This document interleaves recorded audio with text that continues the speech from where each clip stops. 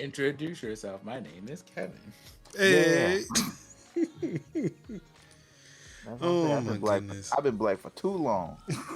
Too long, Jesus. It's not long enough. Mm-hmm. It's not long longer enough. than most. Oh, that ooh. Kevin.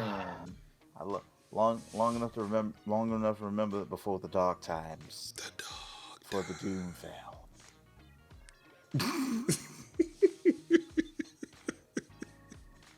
What's good, everybody? It's your boy Mark Summers, Major Linux, and we're here once again for another episode of Tech Talk Thursdays. It's April 15th, 2021. I'd like to remind people it is not tax day. That got moved a month. So, yeah, you got time. Not much more, but you got some time. You got some time. So yeah, fill out the paperwork to let the government know that they charge you too much and that they owe you money back. Mm-hmm. I'm gonna need that paperwork. Be like, IRS, run me my coins. Yeah, because no, that's not how it works here. Ain't been like that for a while. Mm-hmm. So sad. So sad. Of course, I'm joined this week and every week. Kev, it's your boy Kev is in the building. Hey. And I'm joined this week practicing all the best hygiene tactics in the world. Mm-hmm. Sidzik is in the building. Mm-hmm. With a new microphone. Oh, what you rocking there? Oh, look at you done stepped up, got the XLR. Oh, you fancy now. Fancy. I'm gonna catch up to Major one day. That's what you have now surpassed me though. See? Like I'm still using USB. So you didn't know you hopscotched over him. This XLR box is attached with a USB cable. Well, I mean that's what they all do. They have to in order to work with a PC. Yeah. But see, you got a mix. See, you have an external mixer. You can control all that shit before it gets to the PC. All my shit's in software. So you are infinite. So you are already beyond me. You are where I want to be. Right. Bro. I'm trying to get like you. Yeah, you. Oh wow. You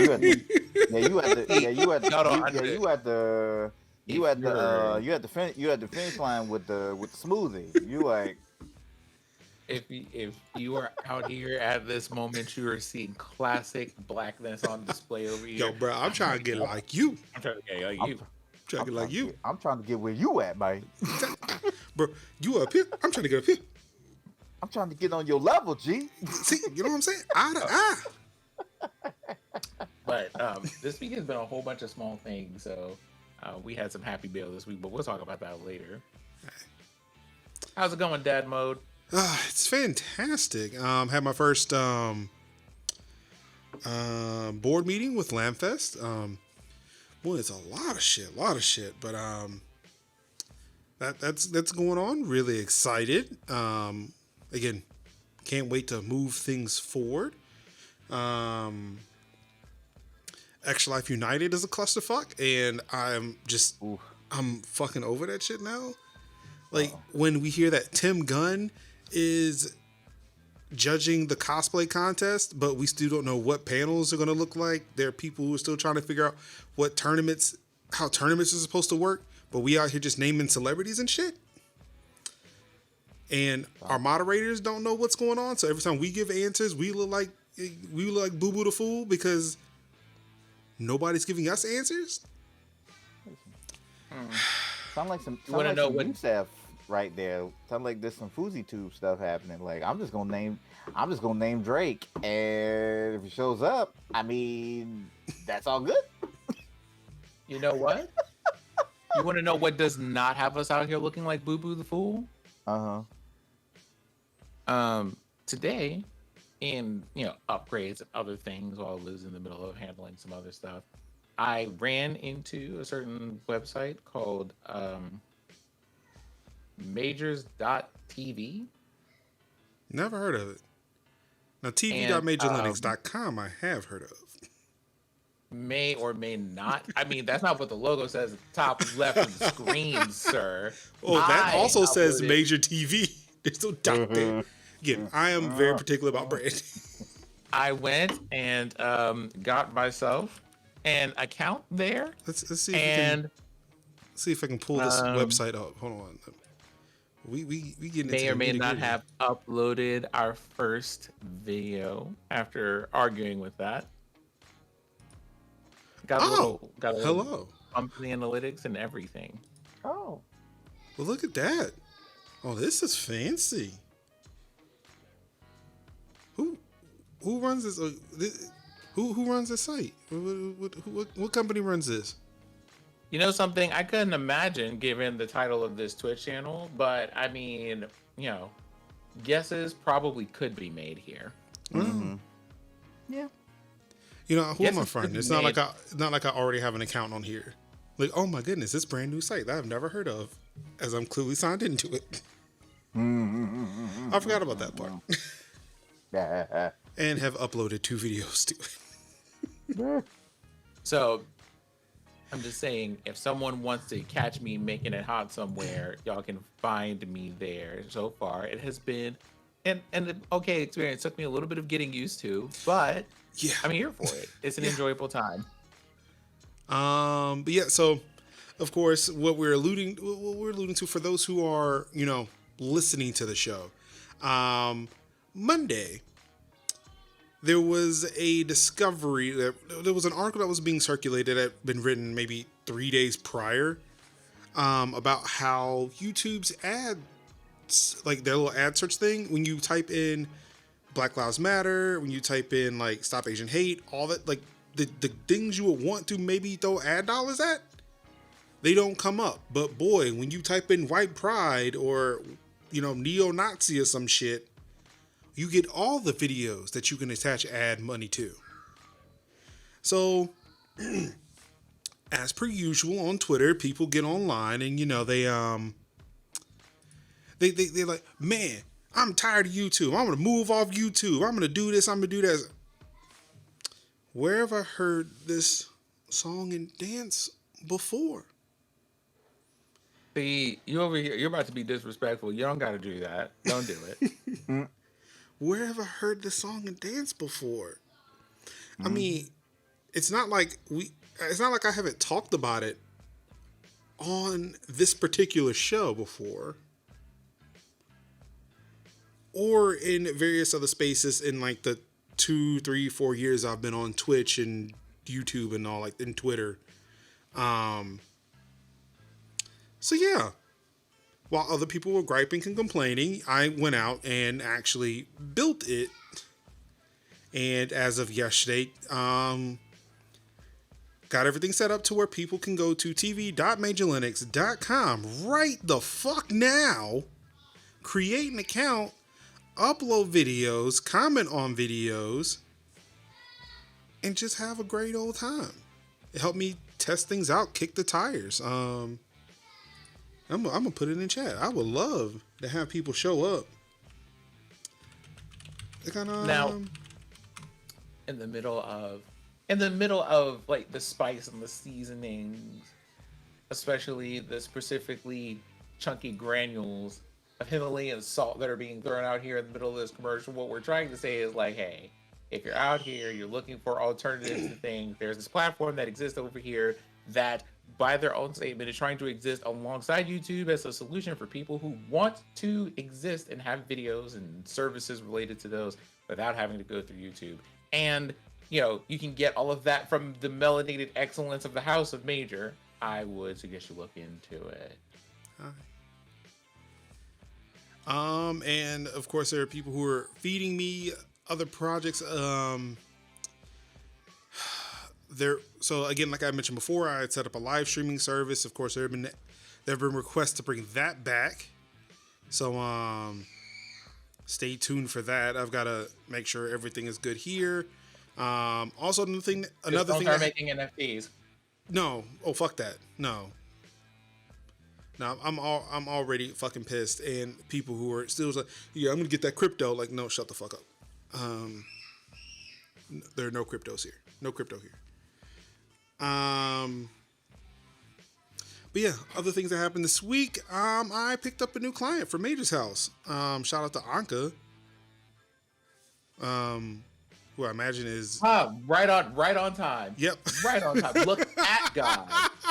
Again. Hallelujah. Mm-hmm. You called, she answered. I love to see it.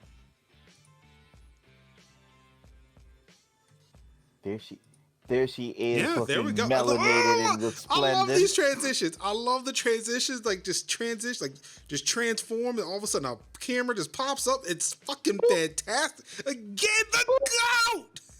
The goat. The goat. Straight off the set of Coming to America. Idiosyncraka in the building. Your queen to be. A vision. Now, if only we can get her to unmute her mic. Oh yeah. one thing at a time, y'all. I was trying to be back on time. I was trying. You know, I had to take care of my parents. Which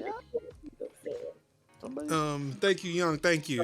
Again, I try what I can with the best. I try what I can, or do the best I can with what I have. I am by no means a designer. I don't know how to even customize that shit. So it's using a platform called PeerTube, which again, anybody can deploy. Anybody can just get a computer, deploy this shit.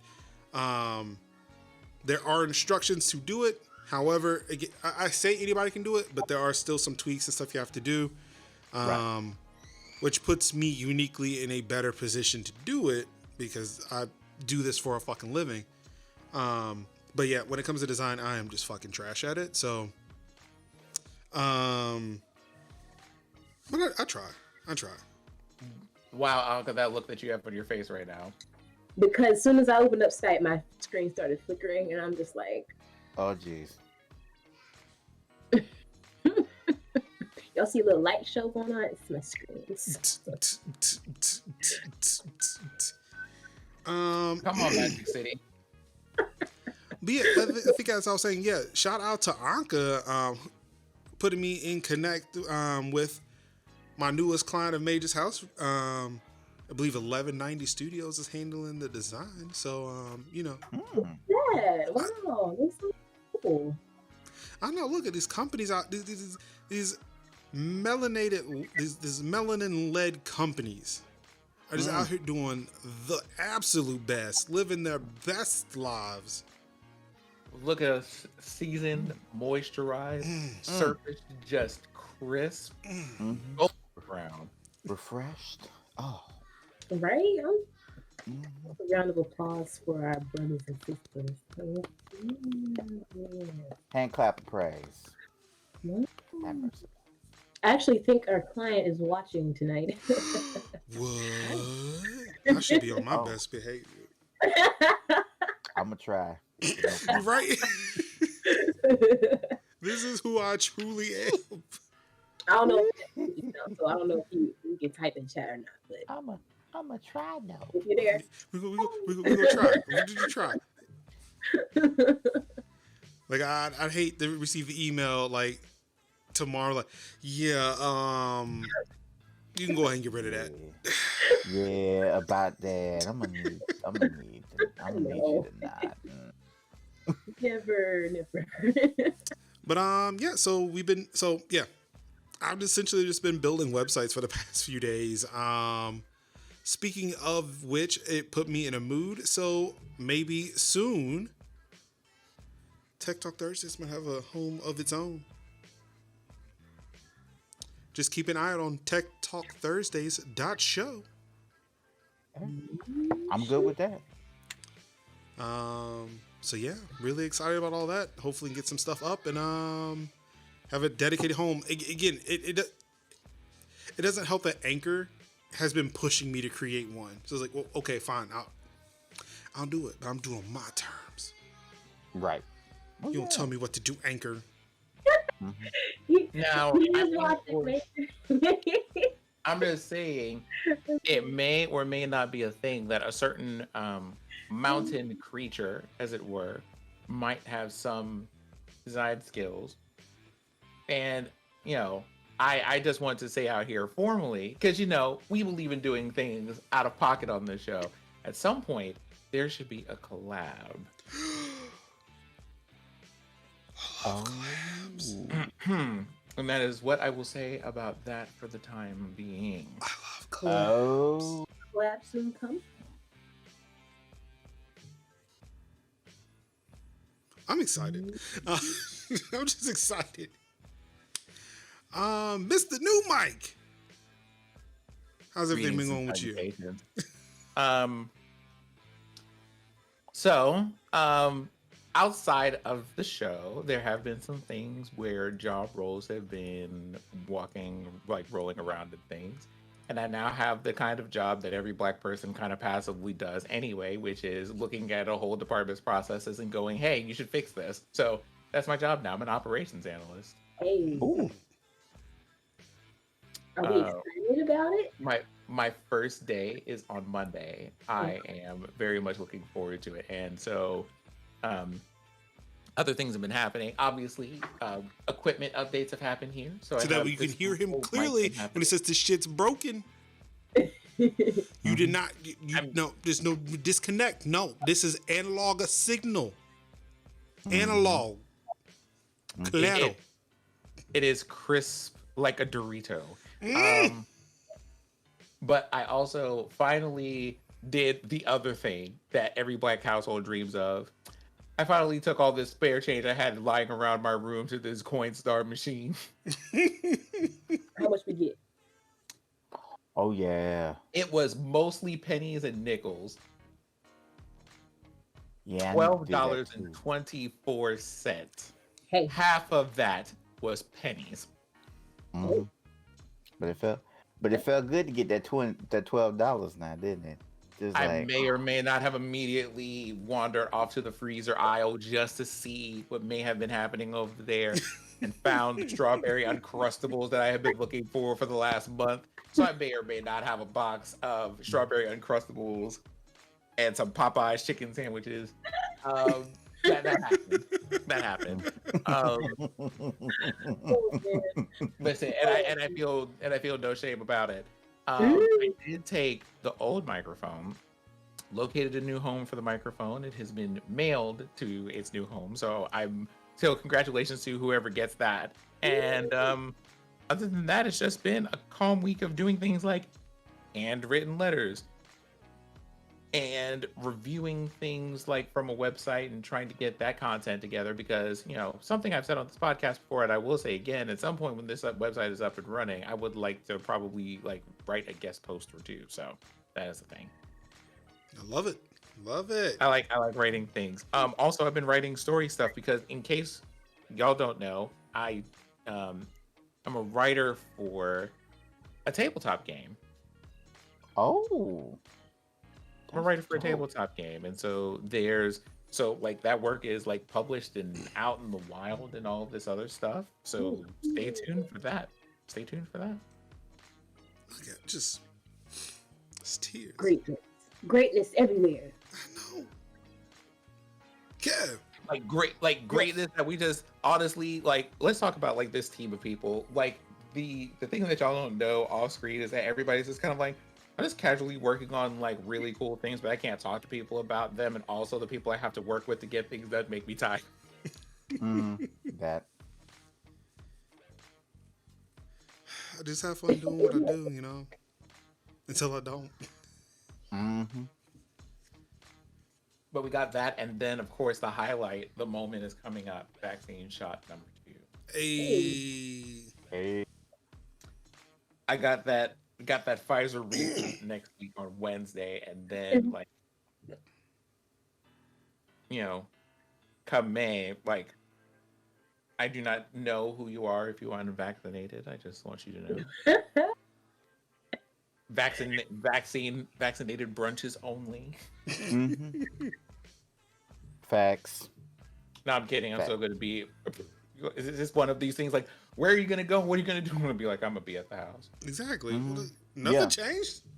Nothing changed. It's just like we're not adjusting the program. It's one of those. It just reduces the likelihood that I'm going to get things and improves likelihood that things will respond well if I do. I'm not going over there because y'all are still over here gathered up and bundled up in the bunker house doing whatever it is that y'all do and not paying attention to nothing. I live in a college town. Nah, I'm in the house. Mm-hmm. The house. They said if you're not inoculated, take your broke ass home. Wow. Like, stay ass over there. Over there. That's it, you know. Feet. I need to find an organ. Come on, Prophet. Yeah. Oh wait, Evangelist Alka out here. I forgot. My wife does have a keyboard in here. I need to go find it and just learn just a couple of basic chords to play. You know something? I will absolutely. It's right there. Damn, it's right what are we there. doing? I'll go do that for you. What are we Mm-hmm. All right. There you go. Hey, Be like, dun dun dun dun. Again, fireworks. like I said, like our brand is the only tech and gaming podcast that could bust into a church sermon. What are we doing? Oh, yeah, we will. Nobody is doing this. Mm-hmm. I will get the collar and everything. Look, I challenge y'all right now. If somebody else is doing what we're doing, we could easily go from Mark Zuckerberg to Capcom to Sunday service with the deacon sliding in late because he was out Saturday night at the club. Mm-hmm. If somebody can find me a podcast that they're doing the same thing we're doing, let me know. I'm gonna say we taking it from Facebook to Freaknik to the Fellowship Hall. We don't play around here. Y'all didn't hear Drop It Low for Jesus? Drop it low. Yep. Y'all let me know who else is doing this shit. Who else is putting out this content? Ain't nobody doing it but us. Oh Lord. What you got going So on? Drop It Low for Jesus. You know.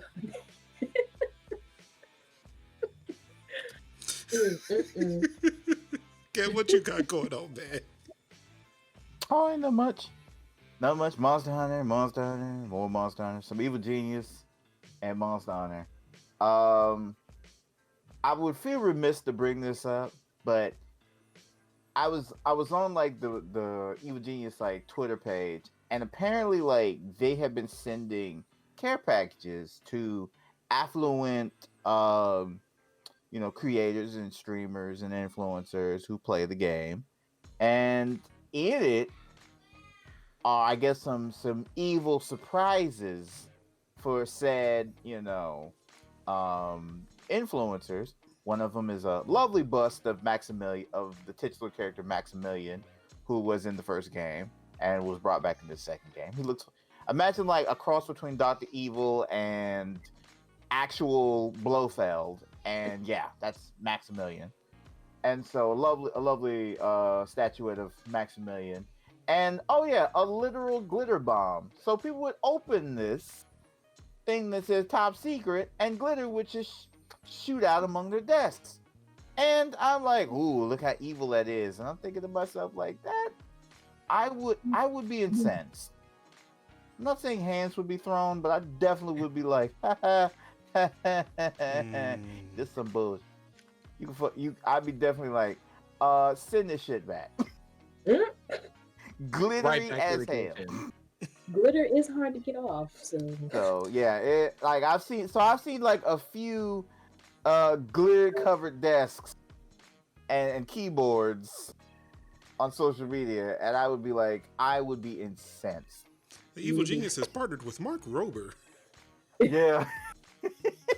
I was definitely getting like glitter bar. If I would definitely be like, it would definitely be Mark Rober if it said like, if it exploded with glitter and then said Merry Christmas. I say Merry Christmas, you filthy animal, and then start immediately spraying fart spray. Oh gosh. I could quote that part of the movie. Y'all about to get me on a tangent, please don't.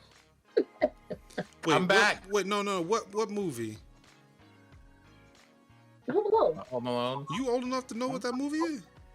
I'm only 26. Wait a minute. She might have seen it on DVD in her youth. I watched it on VHS. You know, so since we're talking about, since you're talking about things that people are old enough to remember, and all this other stuff about Home Alone, have y'all read the latest about the main actor from that movie? I cannot believe I did not know they were together.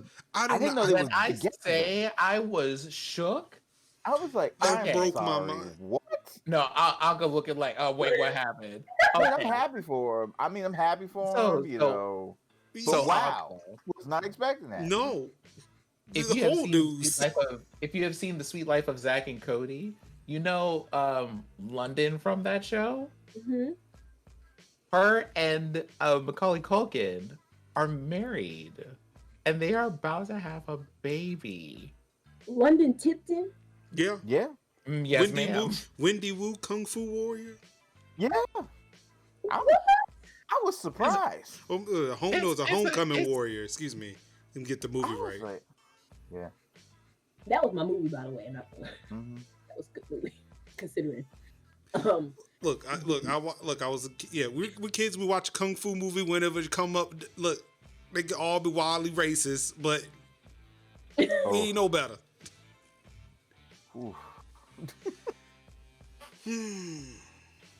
Yeah, stuff in me and my days to watch on Saturday, that was not appropriate for a child in my time. Flying guillotines, 6 deadly poisons, actual Enter the Dragon. Man, you come straight out of a comic strip. But yeah, Macaulay Culkin and Brenda Saul. Wow. That was like, wow. That was one of them surprises where it's like, man, I'm surprised. I'm happy for him, but I'm surprised. I'm like, I didn't even know they was together like that. Excuse me. Mm-hmm. Young was holding out on information. He knew that they were together. Young.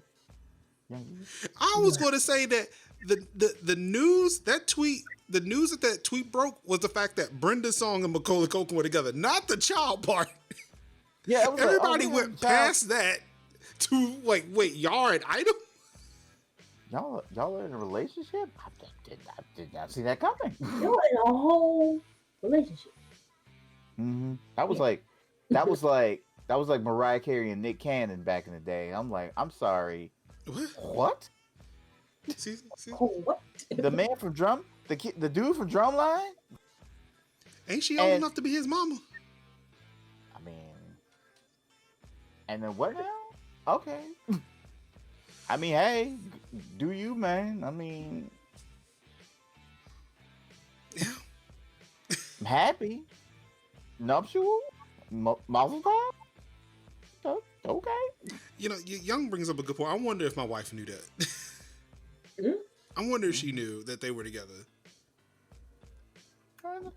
Ain't nothing wrong with that, Young. Dabble away, my friend. Like, dabble. She's into like the relationship aspect of celebrities. However, and it's weird. Like, she's into that, but when I sit there and just drop names of actors and actresses, just because I see them on TV, she's like, how do you know who they are? I just know who they're married to or who they fucking this week. Excuse me? Right. But yeah, they have a hold on, let me reread this real quick. Their baby is named Dakota. Aww. And they're all like healthy and happy and well adjusted. Oh, so the baby is born. Living a quiet life. This is kind of like, baby's here. Name. So we blew past all of this. It's like, wait, y'all in a relationship? No, like it was one of those things that has only recently come into information, but it's one of those. Macaulay was one of those people there, you know, like they had a rough patch there, but they also very much like Rick Moranis and some other actors from my childhood were like, you know what? We had that spotlight time. That's cool. I'm just going to quietly step back and just mind my business and not be out here and problematic. And that is what they did. That's right. I'm going to live off these residuals And I'm just going to exist. I'm gonna figure out some. And you know what? That's fine with that. I'm gonna pay somebody to figure out how to remove, Donald Trump from my movie. Oh, that's just a hard edit. That's just basically just like that's literally like hitting S twice in Vegas. Just hit like S, scrub, S. No, I want them just digitally removed and just the voice changed. Like I want Kevin to just be talking to a disembodied voice. Be like don't move the scene. Just remove him. And it's like, hey, do you know how to get this? It's like, it is over here. It's like, thanks, mister. Like, wait, who was he talking to? Don't worry about it. You know what would be funny? If they digitally replaced him with Jeff Bezos. But like right there. So it would like have Jeff to be Bezos now. I want Jeff Bezos from the time that shit aired.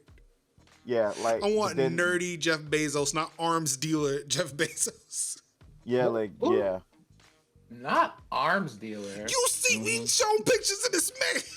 That man has an army. I'm sorry. Arm dealer with arms. Yes. But the man's in good shape. I still do not get it. I don't understand how he went from that nerd in fucking Seattle to like the most brolic dude this side of Armenia. Like, what the fuck? Oh, I mean, you know something? This is what happens when you are rich and have nothing but time. You just sit there in your anger on a Peloton reading Twitter. My man, like... my God, Anka, please. You look like a person from The Color Purple. I can't. Like the best... I think one of my favorite episodes is I listened to this series called like Business Wars, and they typically have like this versus that. One of my favorites was like SpaceX versus Blue Origin, which is like SpaceX is like Elon Musk versus Bezos with rockets, and it's like just like literally just seeing like two rich billionaires going at it on their like hobbies. Like imagine like I'm building a bigger rocket for the backyard for like the park, and you're building another rocket in the park, and we're shooting our rockets off. I just need them to fight. Like let's just square up. Serve copious. Yeah, but Bezos would win. Yeah, that's what I want to see. Because I'm sorry, I just want to see Elon Musk just catch a fade. Because I feel like Daddy Bezos got hands. Oh, I know Bezos. I'm from the mean streets of Seattle. I mean, but Elon's from South Africa, though. Let me go ahead and hand deliver those hands from the Starbucks capital. Mm-hmm. Look. Catch this fade prime delivery. Starbucks in you don't need 2 days for this. I'm sorry, Anka? That Starbucks in Seattle, the first one is not impressive to me. I'm sorry. It's just like... Wow. I was like, I am not impressed. I stood across the street and I looked at it and I was like, this is it? It's kind of how I felt when I saw the Alamo in person. I mean, I but think maybe it's one like of those things where the very first Starbucks is not being impressive is kind of the point. Right. But maybe like corporate headquarters is like right behind it. You just didn't see it. It was like the building from Control. Like you don't see it unless you're looking for it. Pike Place Market was more interesting than the first Starbucks. Let me just put it down. I mean, it's like showing up at the Apple, like at the Apple spaceship, only going to the Apple store that's there. It's like, this is like any other Apple store. I don't get it. Mm-hmm. It's like your back can just turn to the spaceship. Like, is this all you have? The line was down the street though. It's like you go to Cupertino and be like, "This it?" You show up at Redmond to the one Microsoft store that's left. You don't even see the campus. You just walk up into the experience stores like. This is why I can see why they closed down these Microsoft stores. Ain't shit here. Mm-hmm. What y'all sell? Surfaces and Xboxes I came by? Mm-hmm. Oh yeah, Major P is watching, by the way. He said he wouldn't do you like that.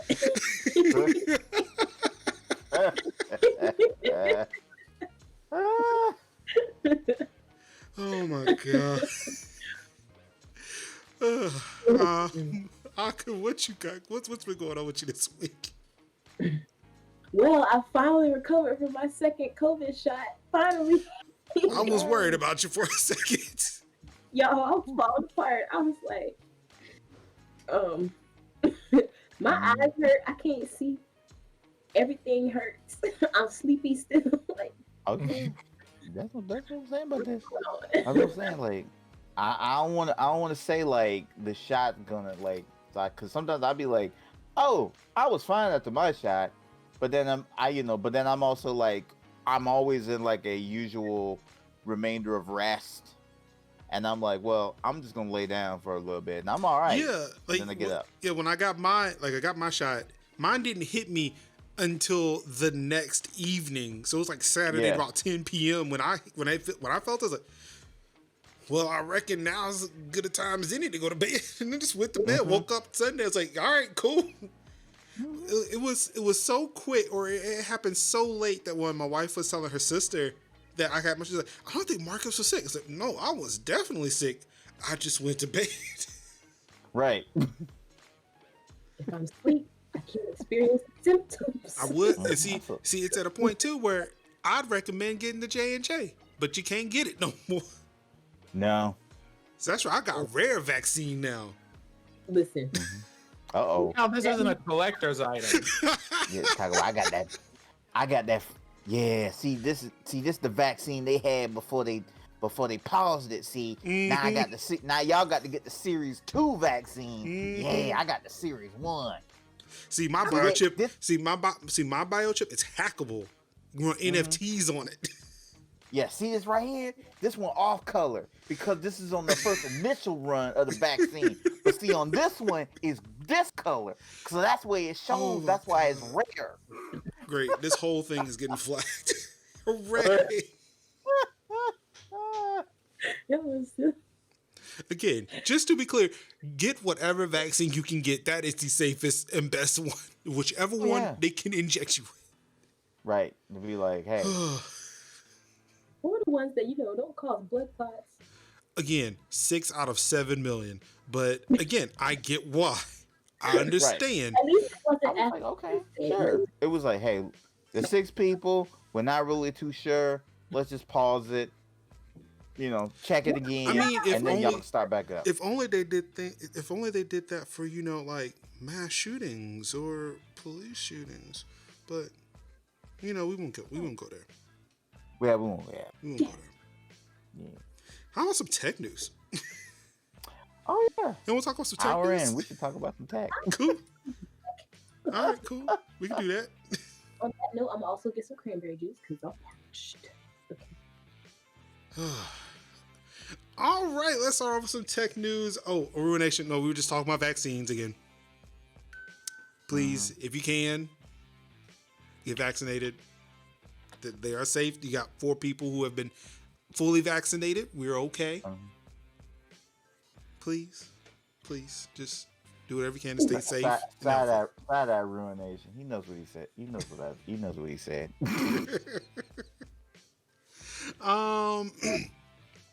So remember when, and this is for everybody this is for the co-host, because this is something I, was talking about after we ended the show last week. This news dropped while we were recording last week. Apple admits that iMessage for Android was killed to keep its walled garden. Essentially, they said, think of the kids. Essentially, the argument was, let me see if I can find it. However, Craig Federighi, Apple's senior vice president of software engineering and the executive in charge of iOS, feared that iMessage on Android would simply serve to remove an obstacle to iPhone families giving their kids Android phones. Think of the kids. Think of the children. Like, no, just, I can't. I cannot think of like that. That's not a reason. Here's a question. are we surprised? No. Or do I need to break out the jingle and just go? We're not surprised, just disappointed. Yeah, it's that. I'm more Yeah. surprised. Like it sounds very Republican. Of think of the children. Like, wait, no, this is not the look you're looking for. It's like think of the children, but while not thinking of the children. It's like, well, what about this thing? Well, I mean, not that, but I mean, this thing is a problem. But what about these other? No, just this. This is the problem. You know, I thought that I was like, why isn't there an iMessage for Android? Because I was like, that would make so many things so much easier. Because I'm tired of texting group chats and turning green. That's just annoying me. But really, it'd be like you'd be sitting up there looking. Like I remember, like iMessage definitely, iMessage definitely slapped before like unlimited text were a thing, and that was really like yeah, like I can talk to my iPhone, I can text my iPhone friends for free and get them blues, but then as soon as you seen that green, it was like, damn, it's gonna cost me money. Like, damn, because he ain't got texting, I don't know if he got texting, blah blah blah blah blah. But now it's like now it's just come down to like, oh, it's status now, like, oh, it's blue. I know I'm talking to an Apple person. Yes. Yes. Indeed. Oh, it's green. How dare you? How dare you infect my beautiful group chat with green text? Begone, you! But now it's like, okay. But now like everybody just sit up here and just chit chats on Discord or like WhatsApp.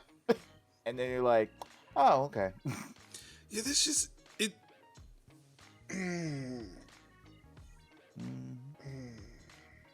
Plus texting. I'm starting to hate text group chats. Because sometimes you just be like, look, I just want y'all to shut up for 5 minutes and let me relax a bit. Discord, I can do that. See, that's all. Just mute whole conversations. Like, yeah, y'all keep talking. I'm just I'm out this whole thing. Not even worry.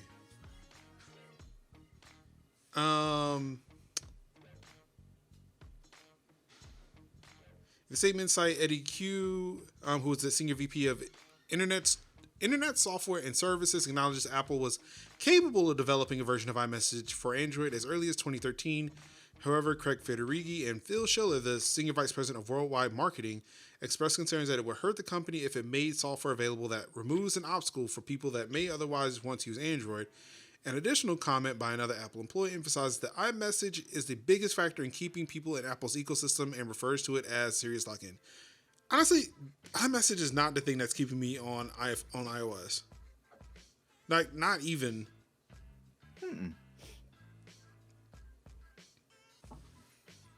Like, yeah. What's keeping me in there is the fact that I actually own each device that could use it, but not the technology itself. If I had an iPhone, just an iPhone, if I was still using Windows and I didn't have an iPad, yeah, I could easily switch between the two. iMessages was not hurting me at all. But now that I can just send text messages through my MacBook, yeah, maybe that's what they mean. Maybe. In more Apple news, Tim Cook states that Epic wants to turn the Apple Store into a flea market. To which I ask, when was the last time Tim Cook has ever been in a flea market? Oh, wait. The quote, Princess Bride, that word, I don't think it means what you think it means. Besides, you go to Miami, you find some pretty fire ass flea markets. I'm gonna tell you that right now. So this was in an interview that he did with the Wall Street Journal. At the heart of the Epic complaint on this, he was talking about Epic Game trying to put in their own kind of payment system into their app. At the heart of the Epic complaint is that they like developers to each put in their own payment information, but that will make the App Store a flea market, and you know the confidence level you have at a flea market. He goes on further to say the volume of people going into such a market would be dramatically lower, which would be bad for the user because they would miss out on the innovation like we just heard with the 4 developers. I'm pretty sure that was they mentioned up ahead. The 4 developers he's talking about is not mentioned in this article. It's probably in the bigger Wall Street Journal article. Right. And the developers would be left out because they wouldn't have a huge audience to sell to. So nobody wins in that environment. I do not understand the fuck he's talking about. I don't understand what the fuck he's talking about either, because it's like imagine like you are at like a flea market. Let's just use a flea market analogy. Everybody takes cash. You might find maybe one stall that may take credit card. One might take credit cards. Some might take credit cards. Some might take contactless, whatever. But they all take money. And I don't know what the fuck he's talking about. Where it's like, if one person has a way of being like, hey, instead of being like, hey, you want to pay me directly for this item, then you should be able to do that. But I think it really just comes down to is just Tim just mad that this person is like, that this company is like, hey, yo, give me my cut from this thing that I've done. But I really feel like that the platform is the platform. And I don't really understand what he's talking about because, again, at the end of the day, people are still using money to get what they need. So you can probably make it better that people don't sell fraudulent goods or bad apps on your platform. But if somebody's saying like, if a company's like, hey, yo, buy my whatever through a separate way. I mean, it's my thing is like, if I have my purchase information in Epic's account, let's just look at Epic in this scenario. Right. If I have my credit card information, my PayPal account already tied to my Epic account, why can't I continue to use that system? Like, right. If they have it, it's tied to my Epic account. That means that I can buy it on my iPhone, right? Still see the whatever I purchase through my Epic account. Like it becomes some weird convoluted thing where like I'm not sure if people ever try to sub to a service like Netflix or Hulu through fucking iOS, especially when Netflix used to do it. It's a fucking nightmare to sub to services through Apple shit, then try to access it anywhere else, even on Apple's own platform. Like me using my iPhone to sub to a subscription and then pulling my Apple TV and it's like, hey, do you want to store this iTunes purchase? And they have to go through that shit. And let's say for the sake of argument, I don't have all Apple TVs in my house. Like again, I built this walled garden not because I felt safe in it, but because Apple made it fucking difficult to really get out of it. Right. And I had to build this isolated section of my house for Apple's nonsense, knowing that, again, like it's the whole thing of like, I can tear these walls down and I can move. I'm free. It doesn't matter to me. But in order to just make things fucking easy, because I don't want to hear people in this house bitch and complain when Paw Patrol ain't rolling. You know, I got to make that shit easy for everybody. Right. But yeah, like if I subscribe to something through my iPhone and I sit there try to put something on a Roku device or Amazon Echo or whatever Amazon, like the Fire TV or whatever, or like an Android TV, the NVIDIA, like my NVIDIA Shield, or even if I was like, people may have iPhones and then want to play shit on their damn PlayStations. Yes. Having to go through that shit. Like I subscribe to Netflix. How do I sign into Netflix on my PlayStation? There's no Apple sign in. Right. Like, this shit's fucking stupid. Right. Like, it's really dumb that I can't sub to Netflix on my iPhone because Netflix like, yeah, we ain't dealing with this shit. Like, it was difficult for us to implement. Why the hell will we continue this? Mm-hmm. So, yeah. It's like, nobody else has a problem with it until it was, like, Epic. And then all of a sudden, it's like, yeah, it's an issue. No, it's like, doing that shit forever. Yeah, this shit's been an issue. It just took somebody bigger than you or big enough to sit there and call you on your bullshit. Again, wish it was literally anyone else. I would have taken Spotify. Right. And Spotify was close. You're like, I would have taken fuck you. No. I would have taken anybody else in this. But we got Epic, and it's like, I don't know. It puts me in a weird spot. Epic is the beast we got. It's like, we don't want him. It's like Epic is like Tyrion Lannister. He's charismatic. He makes a lot of sense, but he's a horrible person. He is horrible. He has been responsible for many deaths. And yet, and even he's killed people his own self. And he's a horrible person. But he's nicer than some others. It's like, that's what we got. Oh well, make it work. Yeah, and like Runex is right. Like that Epic, yeah, like again, we have to acknowledge what it is. Like, yes, Epic wants to make more money. Right. We get that. It sucks. Like, this is just Epic trying to get more money themselves. Right. But it's like looking at it from just like the academic, the legal side of it, it's like, okay, they're trying to also set a precedent, which will make it easier for smaller developers, smaller companies to do the same thing. Again, we literally wish it was anybody else, but anybody else. This is what we got, and I'm not gonna say rally behind Epic, but we're just gonna watch this thing play out. I can see Apple just loses. I'm okay if Apple loses. I'm very okay with that. I don't want Epic to win, but if Apple loses, it's okay. Yeah. You know, this wasn't right after they admitted about, oh well, we're doing this for the kids. Oh well, it turns out it wasn't for the kids. Well, we have to do this for, the way I am tired. Exactly. Yeah, because I think this is all from the same shit. Stop trying to moralize everything and just make phones. Thank you. That. Because I really just want phones. Like your phone. Because we're sitting here like, phones. I'm sitting here like y'all aren't over here on the same website that you're trying to low key ban on this phone. Oh, no, that's not. Oh, well, yeah, I can move that up. You mean this one? Discord. Discord for iOS will block users from accessing all not safe for work servers. Ooh.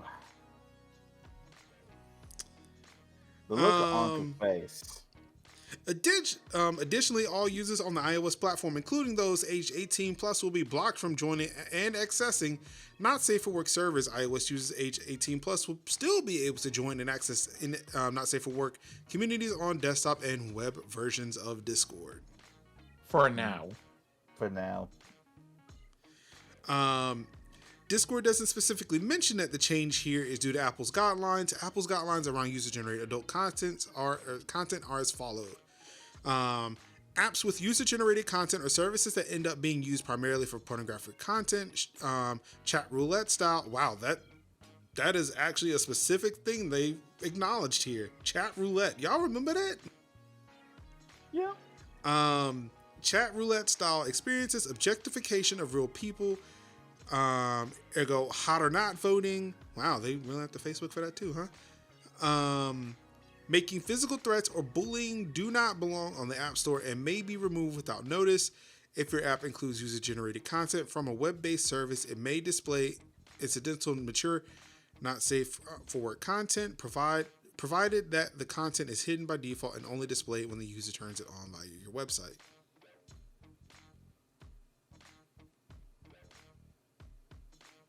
This is Apple's fault again. Yes. Okay. Like, Discord could care less, but they're trying to not get their app removed. Right. I need to, why does Apple sound more and more like a conservative white parent? They should block Tinder and all these other. So that's exactly what I thought after reading that. So that just sounds like dating apps in a way. The only way I can argue that Apple has a leg to stand on with this is if you look at apps like Parler that got removed. Trying to start a war. I mean, again, well, it's like you look at it from that lens, like, sure, like, yes, it was subjectively vulgar content. We did not like that. We saw how bad that could be. It's like, no, that shouldn't be there. Who's to say that, again, that's someone else coming up and say, okay, showing pornographic things that children could get access to, that also is bad. It should not be on there. Okay, but I remind people just on the low key real quick.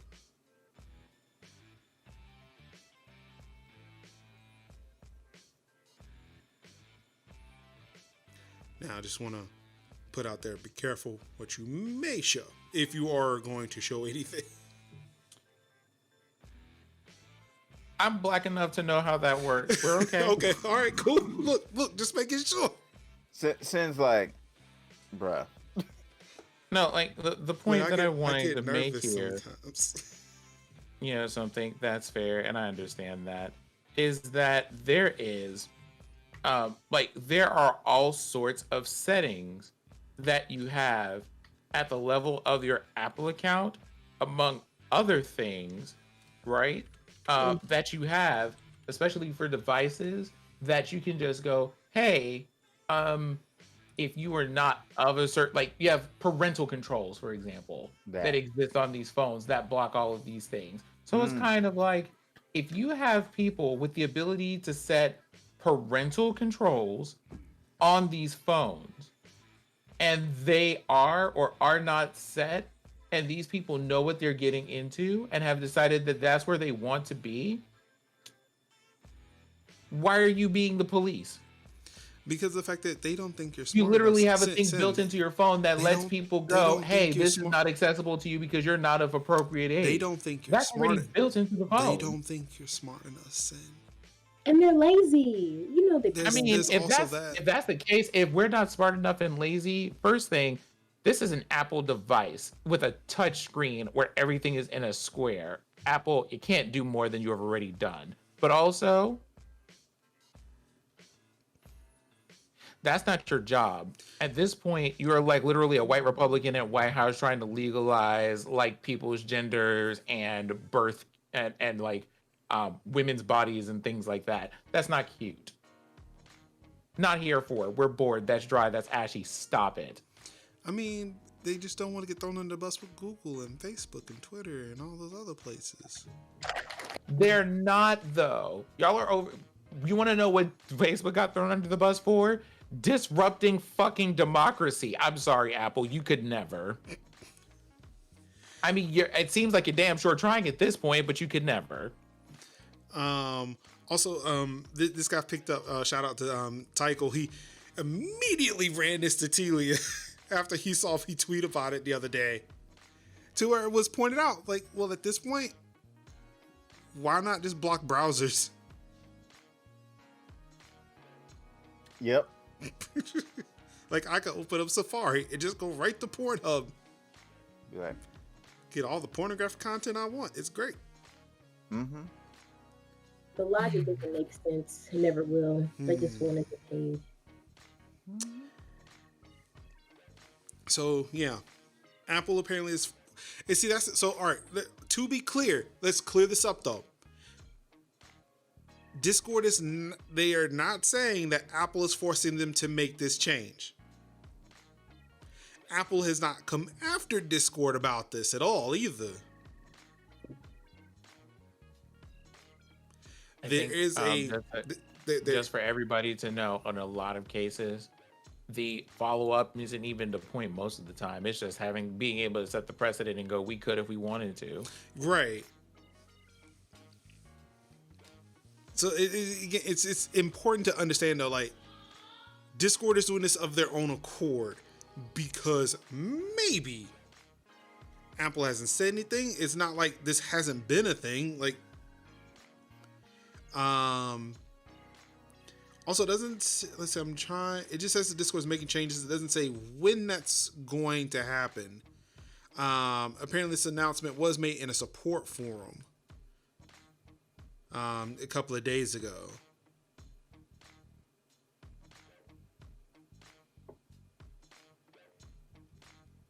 So if you have, and it only applies to servers that are designated not safe for work. So I'm not sure if this means if you have a channel that's not safe for work, but I guess it's like if you were just a server where it's just, hey, you just let the shit fly, and Discord marked you as that, then your server won't show up on iOS. I mean, do we want to clarify that real quick? Because we can clarify that real quick. That's all I was going to ask. I wasn't sure. Let's see here. So it says having not safe for work channels does not automatically mean, however, that an entire server should be designated not safe for work. Servers must be classified as not safe for work if the community is organized around not safe for work themes, or if the majority of the server's content is 18 plus. So it basically has some level of an average where they have to count the amount of channels that you have, not Anka with the slow inch up the screen. It's like, Yeah, like, I think Weave Channel, I think Weave Closet is okay. I mean, unless there are other servers that you run or are a part of that aren't. But I like the one that we share, Weave Closet. That one seems like it's okay. But there are some questionable anime memes that y'all put in there, but I don't think y'all got to worry. I will still be able to access that on my iPhone 12. No, let me. I made a channel in there, not safe for work, because it contains spoilers to some anime. And I don't, if people accidentally click. Oh, that's a common thing for people to do. If you have like a whole channel which is just dedicated to spoilers. So then at that point, that will really suck. Yeah. Yeah. I mean, I guess at that point you just get those bots that give that hand out roles and shit. That could fix that problem. Mm-hmm. But again, I don't think Weave Closet is one that we got to worry about. I would hope not. Y'all are pretty wholesome in there, so Y'all, every time you talk about Subaru, I keep thinking about the car. Subaru is trash. Anyway. I mean, they're alright. No, I'm not talking about the car. I'm talking about the character at this point. The car is decent. I live in neighborhoods where all I see is Subarus. I work for a college. That's all I fucking see is Subarus. Spacious. Just one of them pretzel. Anywho, so yeah, if you have a not safe for work Discord server, beware, you may not be able to access that on iOS sometime in the future. Speaking of the future, Domino's begins autonomous pizza delivery in Austin, Texas. Or no, is it Austin or Houston? Houston. It's in Houston. I've seen this before. I want this. Released it finally. I'm sorry, what was that, Anka? Like, I've seen this before now, but they must have just been in testing. The only thing I've seen Domino's do with weird shit and with weird vehicles that they made a custom car that had an oven built into it. Yeah. Yeah. kept your pizza warm during the trip. I've yet to see any of those, so I figured they're like probably for the bigger cities. So this is only being done in Houston. And I want to see if I can find it. I'm gonna move this over here. Somebody saw that post that I tweeted, and they sent me something that I thought was really fucking weird. Buddy, T-bones this robot, and there's just pizza all over the house. Like, I want that. Because there's often that time when I'm like getting pizza delivered, and I could just like walk out and just like, yo, that'd be great, just to be able to walk out, punch in my tap my phone, and then my pizza slides out, and then watch it just roll away, be like, goodbye, pizza robot. You know, like, yes, I would love that.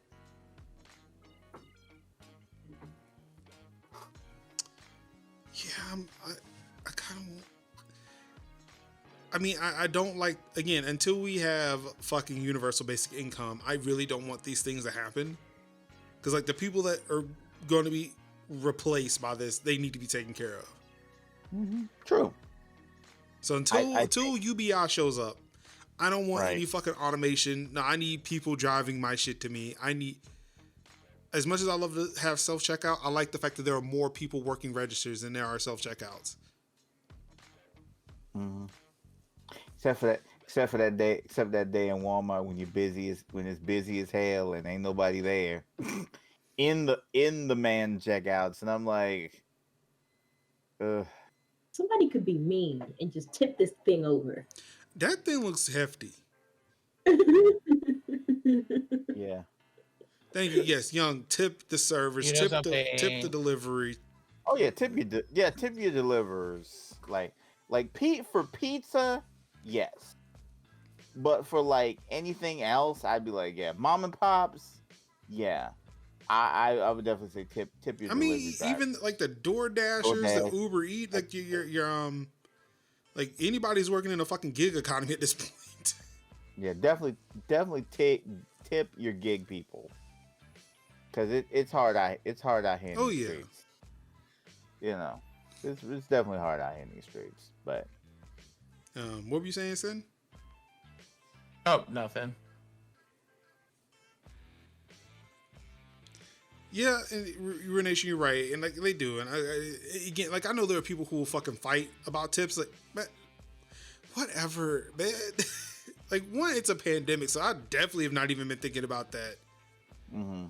But yeah, I don't understand why people fight over fucking tips and shit. Like, you ain't doing it.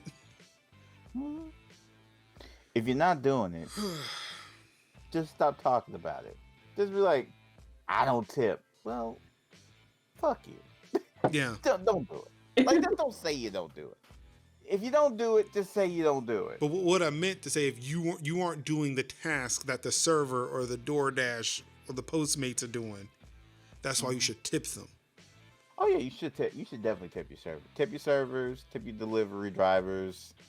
Because you know it's hard out here. It's hard out here in these streets. Especially when they don't even make minimum wage. No, they don't. It's stupid. Mm-hmm. Cowards. Agreed, Uncle. Agreed.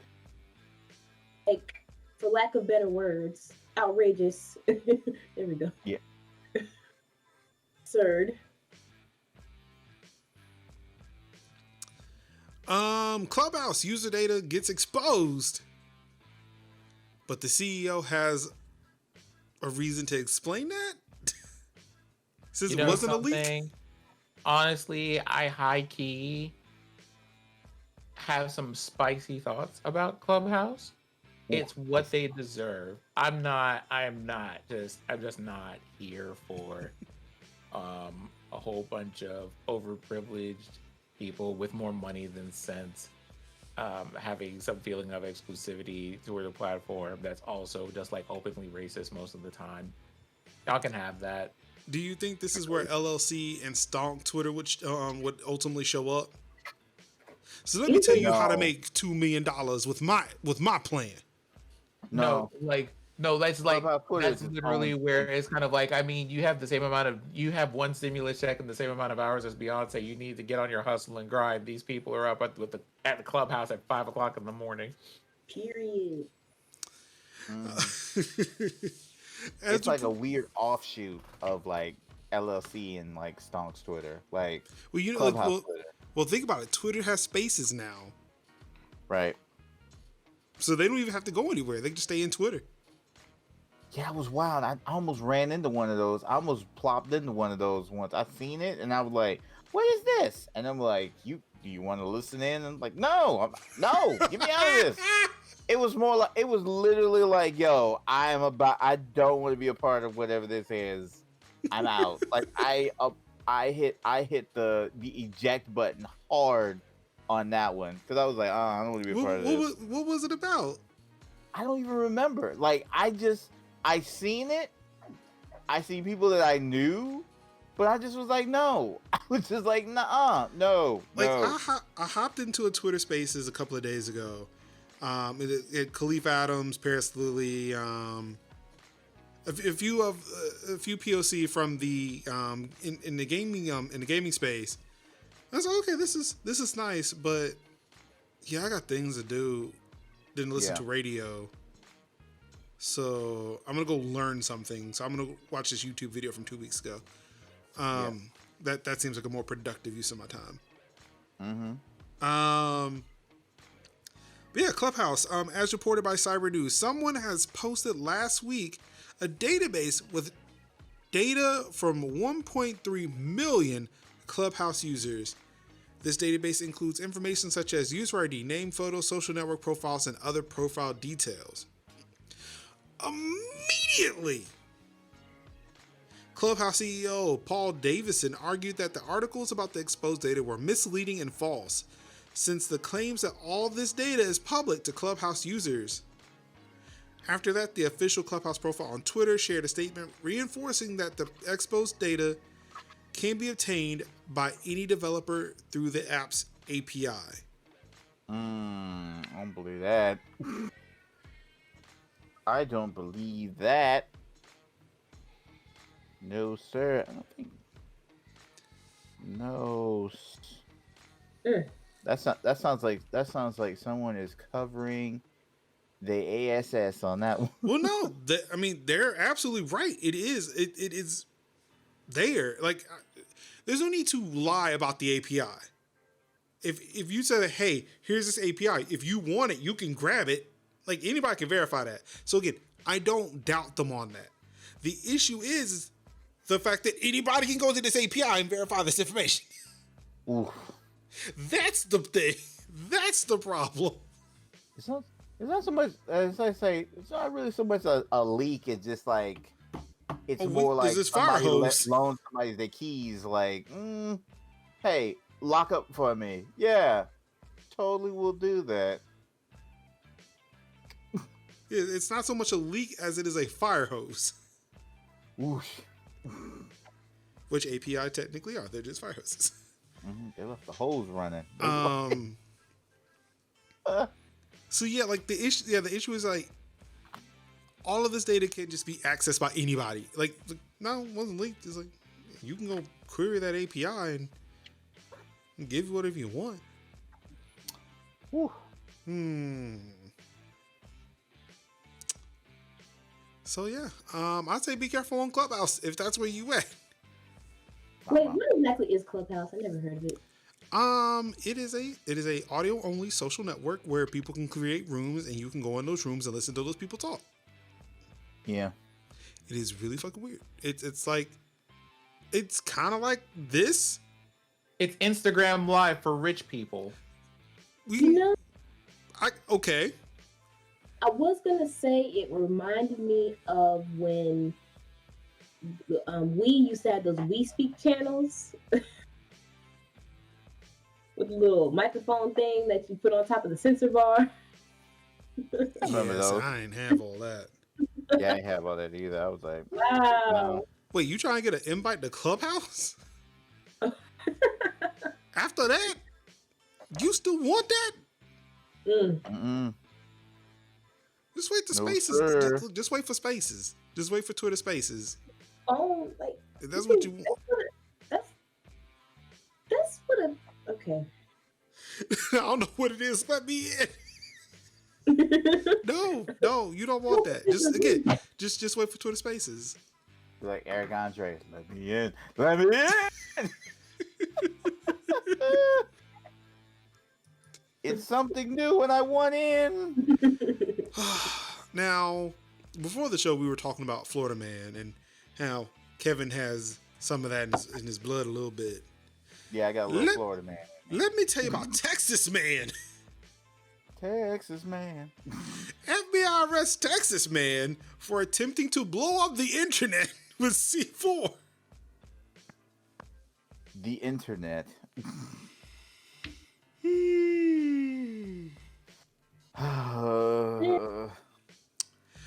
And you know this is a disturbed individual when they give all three of his names.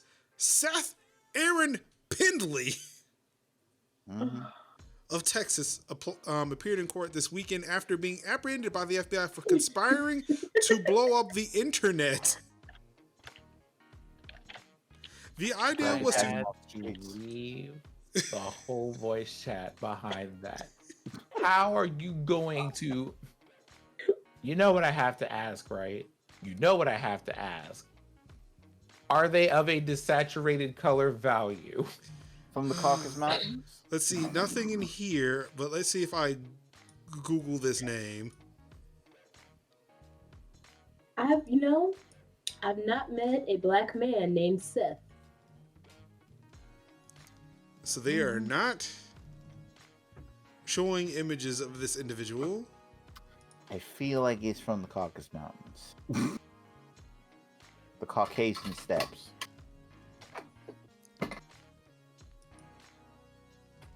Wow, not even in justice.gov. They are like... Not major clicking on all these obscure sites. I'm just kidding. I mean, they're local news channels, but okay.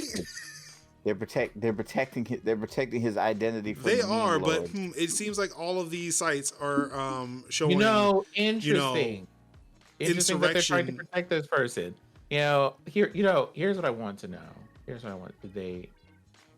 Did they manage to take this person in alive with all that C4? I just have questions in light of the news that I've read over the last week. Did they manage to take him in good health?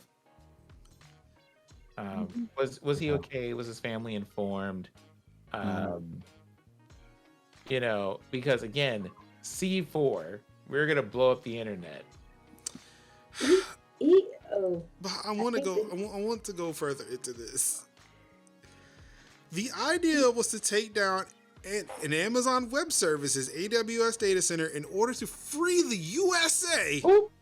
Thank you, Anka, for the confirmation. Wait. Thank you. Yeah. You sure that's just not Chris Pratt? That's not Chris Pratt. I swear it looked like Chris Pratt. I was like, It's wait a not minute. Chris Pratt. Like, that looks like Andy Dwyer from Parks and Rec. Like, what are we doing? That's not him. I can definitely confirm that's not him. Thank you, Anka on the seat. I can confirm. She did what I could not do in quite a far less time. After last week, me ranting that, yes, 20 seconds of Googling will give you all the information. Apparently for me, not anymore. They don't call me a Twitter. You didn't get on Facebook, did you? No. Oh yeah, that is that follow-up question. I did not go on Facebook. But he wanted to take down AWS data center in order to free the USA from, quote, the oligarchy, end quote, that he believes to be currently controlling his beloved country.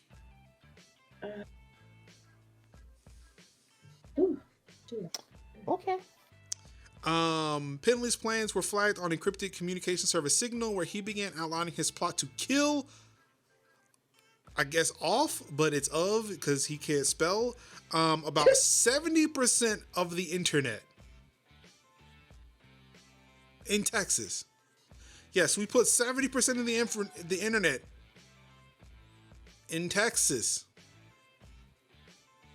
Somebody should probably explain to this man how CDNs work. Yeah. You would have done nothing.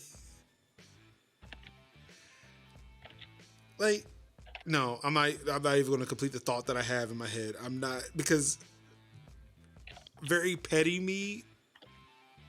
Well, you know what? I'm gonna roll that back because I don't need my thoughts to be aired out. Under the name Dionysus, or Dionysus, I can't remember how to pronounce that. The dual nature Greek god of fertility and wine and the patron of the arts. I don't get any of this.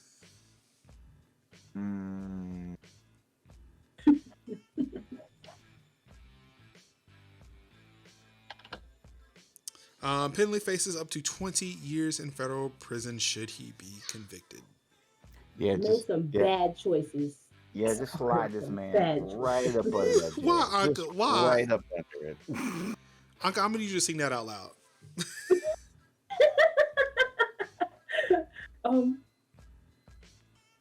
No. Well, fine then. Fine. I was gonna give you the opportunity, but I'll do it. The stars at night are big and bright, deep in the heart of Texas. I was thinking about SpongeBob the whole time. I don't know if it ever is going to fix that problem. Stupid? It's not. No, I'm Texas. What's the difference? Wow. Yeah. That's and the thing is, like, it's in that fucking cartoon. Like, Ryan. Look, I'm telling you, some of these cartoons and videos, they're ahead of their time, man. I'm like, it is literally taking everything inside me not to like get like a Paramount Plus account just to sit back and watch every episode of SpongeBob SquarePants. See, who you calling a pinhead? I would tell you that I have a Paramount Plus subscription, but guess what? I have it through Apple, so I can't share it with you. Wait, all the SpongeBob episodes are on Paramount Plus? I believe so. Yeah. Why? Isn't that Nickelodeon? Viacom. It is. Viacom. What? Viacom is Viacom, basically like Viacom CBS. You know, like Paramount Disney owns Viacom. ABC and all like that. Yeah. Comcast owns NBC. So SpongeBob airs on Nickelodeon, but it's owned by Viacom. Because Nickelodeon is owned by Viacom. Yeah. Which also owns CBS. Yes. Or actually, I do not know what the actual ownership structure is, but CBS and Nickelodeon are under either Viacom or Paramount, one of the two. Yeah. Me, like thinking to myself, I would really like to watch old school Sponge. I don't rock with the new SpongeBob. He too weak for me. Like old school SpongeBob ran fades. Right. This new SpongeBob, he just soft. He don't be running no thing. I have no thoughts on any of this. That old SpongeBob, he had something to prove. I guess I was a Cartoon Network kid, so I was like, I know nothing about these Nickelodeon cartoons. Well, I was everything. I watched everything when I was growing up. I watched Nick. I watched Nickelodeon. I think I watched a lot more Nickelodeon than I did Cartoon Network. I remember when like TBS was running cartoons. That's just how. Oh yeah, that's how old I am. like the older versions of the cartoons that we like. Okay, I'm gonna say but maybe y'all too. I don't know. That I grew up watching. Like they didn't really like the jokes flew and we didn't even realize it. When the dude, some of them jokes was not for us. Honestly, like when the dude walked into the Krusty Krab, Patrick was sweeping the floor with the. Did you just walk in from the stupid factory? Yeah. This man looks like he just walked out of a stupid factory. Yeah, look. I remember vividly. Let me make sure. All right, I got to. There you go. Okay. Yep, there he is. Ooh. There is. But yeah, I was watching. I remember I was watching an episode of SpongeBob with my godson, and it was an episode where it was like, I guess like Bikini Bottom was being attacked by like a gorilla. I don't know if you remember Oh, this, yeah. but it was like an episode with gorillas. It was like a gorilla suit guy in a gorilla suit, and he's like, "Wait, that gorilla's not real. That gorilla's a gorilla in a suit." And it's like, Larry, they're on to us, and he jumps on the back of like a horse, but it's like two dudes in a horse costume, and he gallops off. And I remember it was like me. I think I was like late 20s at the time. I think he was like 6. We both laughing our asses off because it was the funniest thing that we ever seen, and we are kikiing hard because it's like, Larry, they're on to us, and he jumps on the horse. Two men in a horse costume, and it runs off, and I'm like, I'm crying at this point. Or like they just be slapping the taste out of each other's mouths. And like Plankton was like, people talk loud when they want to sound smart, correct? He goes, correct. Well, I think I'm gonna go ahead and get Paramount Plus. I need to go ahead and get that. Look, while you there, watch The Equalizer with Queen Latifah. That's a really good show. Yeah. That's the only thing I have. Well, no, I have Paramount Plus I've got a bundle I got Paramount Plus and Showtime, which Showtime is also owned by Viacom. But Apple has split them up because it used to be CBS All Access. Yeah. So like those are two different services. I'm not sure if they're merged together now, but it's whatever. Oh yeah. But I bought the bundle because we were watching Young Sheldon, but I also wanted to watch Desus and Mero. So now I just have it, and I'm like, well, I'm already paying for this. It's cheaper than buying one or the other. And The Equalizer with Queen Latifah's on there, so now I'm watching that on Sundays or Mondays because I don't watch it. I don't know if they put those up like at the second they become live on broadcast TV. Okay. Yeah. But yeah, again, The Equalizer, Queen Latifah, yo, I love Queen Latifah. I do. Yeah. She kicks some fucking ass in that show, man. Yeah, I gotta check that out. I need to watch I need to watch the movies with Denzel. That's what I need to do. You know, I because I watched his movies and then watching her version, like I was trying not to compare the two, but you know, it's like I don't know. I can't. I mean, like his is a movie, so I imagine like the shit that he does, it's a lot more gruesome. Mm-hmm. And I kind of want to see it. Yeah, I mean, it's definitely worth watching. And I only saw a piece of Queen Latifah's version, and it was really good from what I saw. But it's just like, I don't know. I gotta, get used to it. Mm-hmm. No, I was in. Like, I only watched it because I was still watching the Super Bowl, and like they kept advertising. So, okay, you know what? Fine, I will sit here long enough to watch this first episode. I saw it. Okay, yeah, I'm hooked. Let's go. Yeah, let's go. I'm along for the ride. It's definitely reminiscent of what the first Equalizer and the other Equalizer movies are. It's like who also, do you call when you can't call the police? Yeah, there was also a TV, like an old TV show. Michael Caine. Yeah, I don't know. I don't think I'm as interested in watching that because again, I have a certain expectation for what I want to see in my good person gets revenge on bad people stories. Yeah. So like early 70s or whatever that show came out. Yeah, it's not gonna hit it. That was like mid to late 80s, I think I remember. Yeah, that's not gonna hit it. Yeah, I remember my dad used to watch that, and I used to the OP for the OG Equalizer slapped. Like it was one of those shows. It was like, this does not need to hit as hard as it needs to hit, but I love it though all the same. It's like, don't make me go watch it. Opening. No. I just want you just to watch the opening because the opening actually slaps. Okay, all right. But other than that, that's about it. Okay. Yeah. So yeah. Texas man.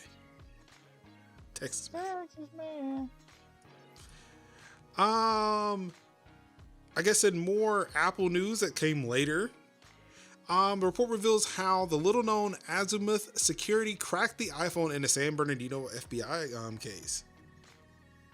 So remember that big old case that happened in the Senate where, like, you know, the FBI wanted Apple to crack open an iPhone and Apple said no, and the FBI said, fuck you, we can get it open anyway, and they did. So yeah, apparently there was a small little security company that did that work. One of the things that got me was, I'm gonna see if I can find it. Where is it?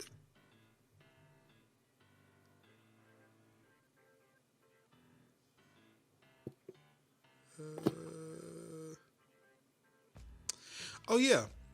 So at the time, the challenge of breaking into the iPhone 5C in the San Bernardino case was getting around the new iOS feature that erased the device after 10 incorrect password attempts. Azimuth ended up discovering an exploit chain that started with a Mozilla Lightning port vulnerability. Azimuth specialized in finding significant vulnerabilities. Dowd, a former IBM X-Force researcher whom one peer called the Mozart of exploit design, have found one in open source code from Mozilla that Apple used to permit accessories to be plugged into an iPhone's Lightning port, according to that person. He found it even before Farouk and his wife opened fire at the Inland Regional Center and thought it might be useful at some point to develop into a hacking tool. But Azimuth was busy at the time with other projects. They had a means to hack this phone months ago. It was like, I'm too busy. It just decided not to pursue that shit. Up until the point where they got called up to the big leagues. Oh, you know what? Bet. Yo, look, hold on. Let me check my. Yeah, it's got somewhere here. Yeah, hold on. Oh, here it is. Here's the hack. Have fun. Now, how you just be sitting on hacks? You just sit on it. Just, you know, this will be useful one day, I guess.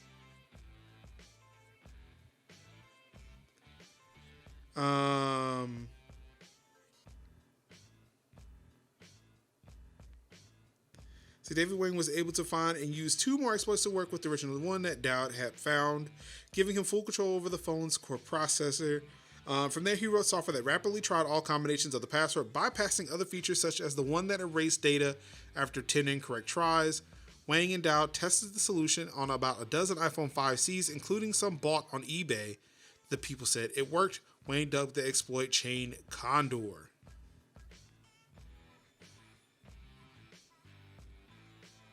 And the FBI bought that software from them for $900,000. So congratulations, people. We all own a piece of iPhone hacking software.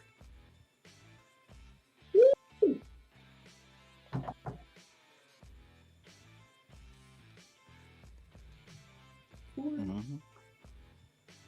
Oh, and now they have a company that helps people virtualize iOS. What? So yeah. Just in case y'all thought your iPhones, your phones were secure, yeah, they ain't as secure as you think they are, because people just sitting on shit, just waiting, biding their time. Nah, there was a joke right there, and then I'm like, you know what? I heard it too. I heard it too.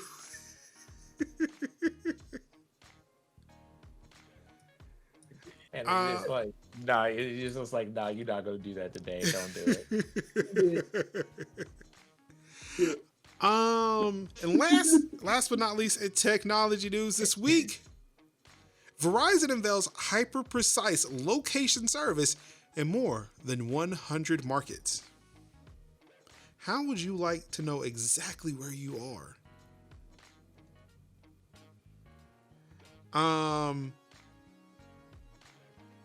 Verizon announced it has launched its hyper-precise location service in more than 100 major U.S. markets. It can fix the location of a mobile device or appliance with centimeter level accuracy.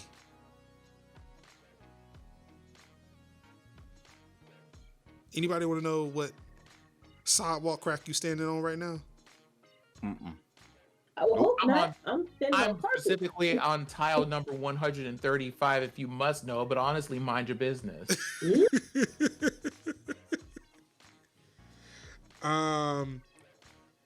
T says like we're giving this to like EMTs and shit. I would hope so.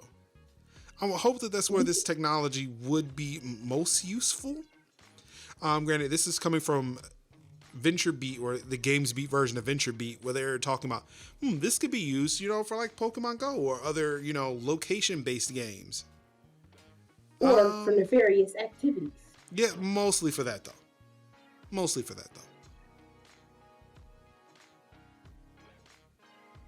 I just want to know what dress I'm in. Now I want to know all that. So yeah. Hyper-precise locations coming to a very specific blade of grass near you.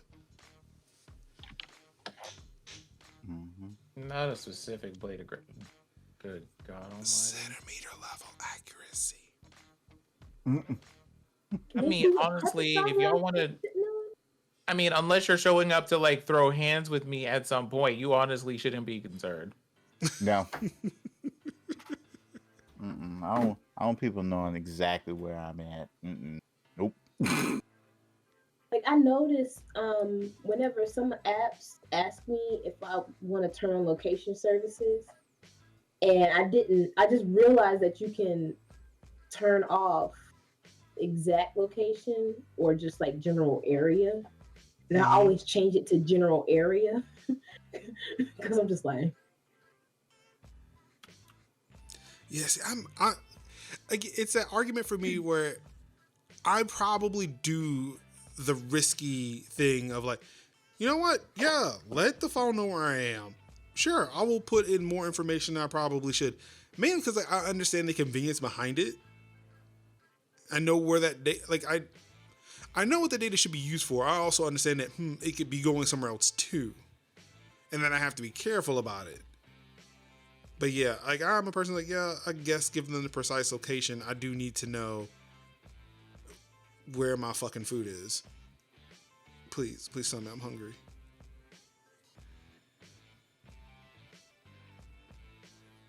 See, it'd be cool. Well, it's the thing that asks you for like where you are, and it's kind of like when it makes sense for you to do things, sure. When you're just like, hey, can you turn on location services when this app is running so that it can do what it needs to do and then turn it right off?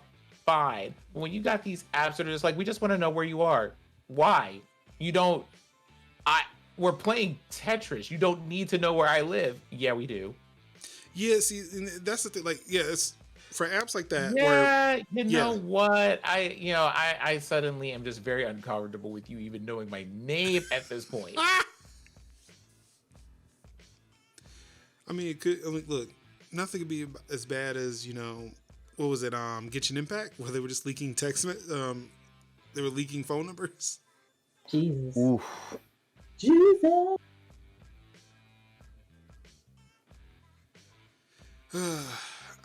Yeah, like again, I can see.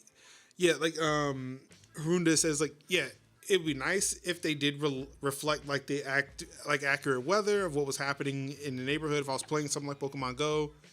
But yeah, let's don't do anything else with that information, please and thank you.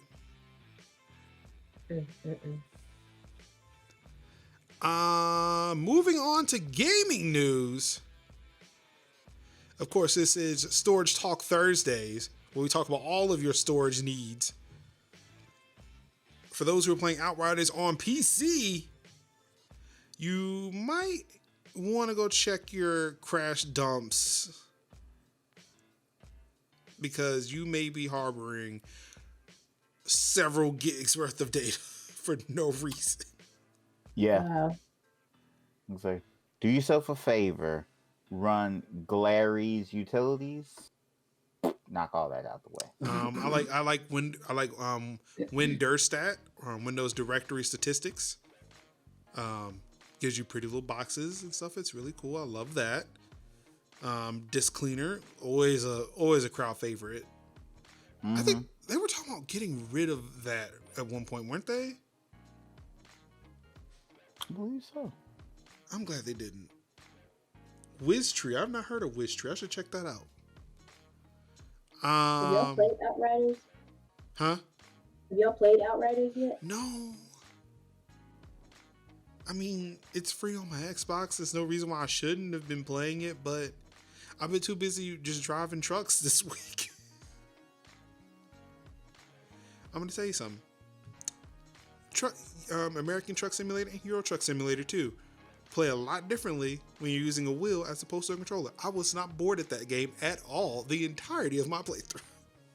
When I play it on the controller, I want to fall the fuck asleep.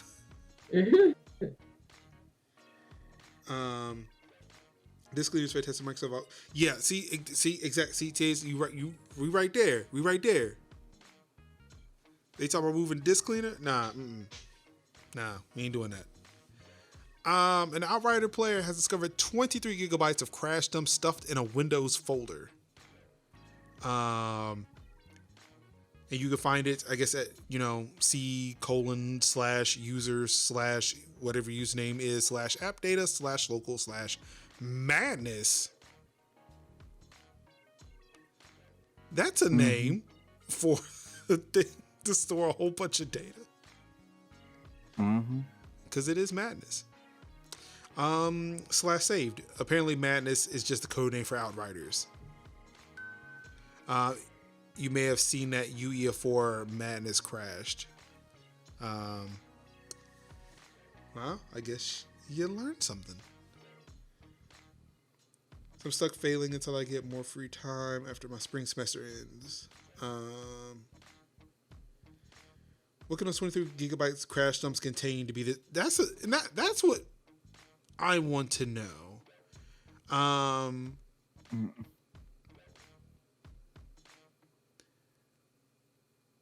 Let's see. It's not normal for a game to store enormous amount of quantities of crash data on your drive long term. Yeah, that's a good question. Like, it doesn't say why it's so big. Oh, shout out to Winterstat.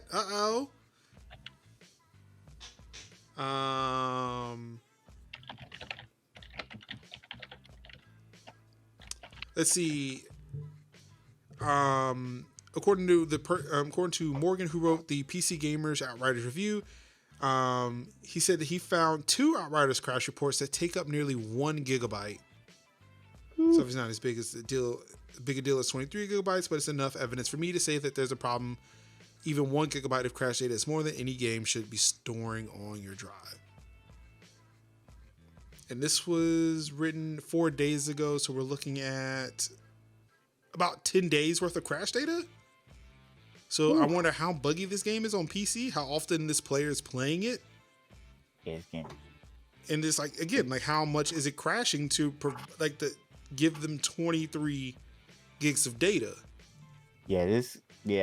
Right now it has been a pretty, like, I have not seen any of my friends having problems, but again, I haven't really talked to a lot of my friends about it.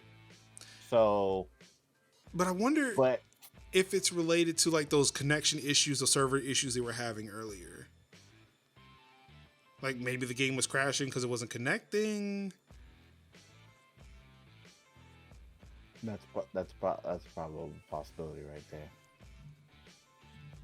Yeah, I've not played enough to know. Like I know that there's been some issues with Outriders at launch, so I don't know why it would crash. But yeah, I've been hearing some issues, and yeah, I don't know if you've been playing this game for about 10 days.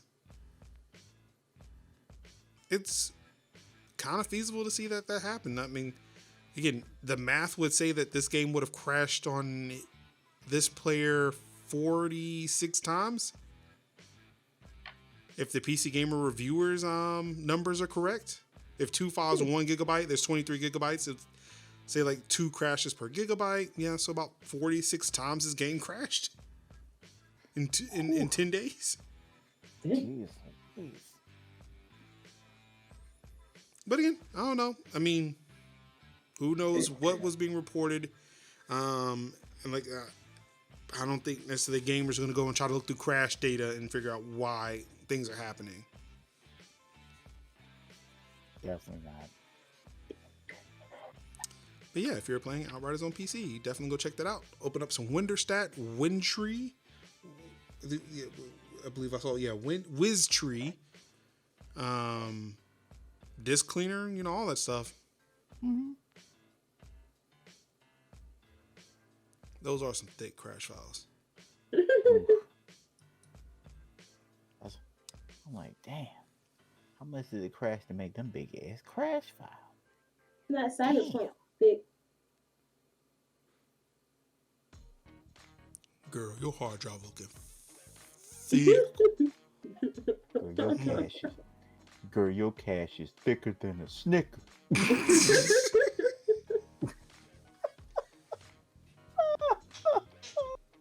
Stop. Oh my god.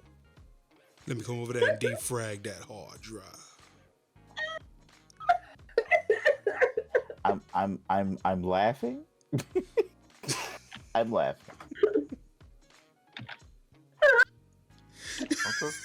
Don't choke stalker. Drink some water, man. Oh my goodness. The source engine exploits could let hackers remotely access players' PCs. But that's not the shocking bit. The shocking bit is that the people who founded Secret Lab discovered this over 2 years ago, reported it, and said that Valve has been keeping them quiet.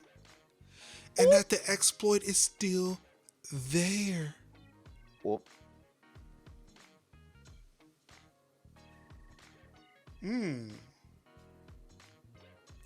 Now let me pick up my phone.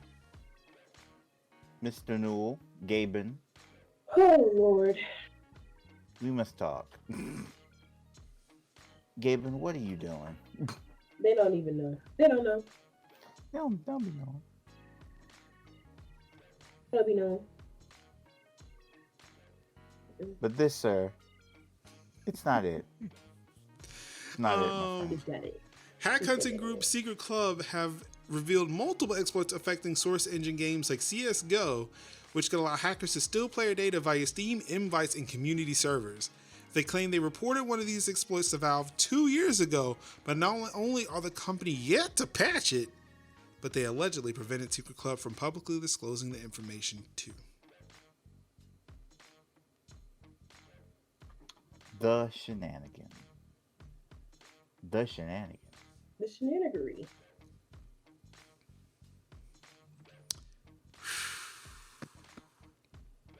Don't you have 90 days?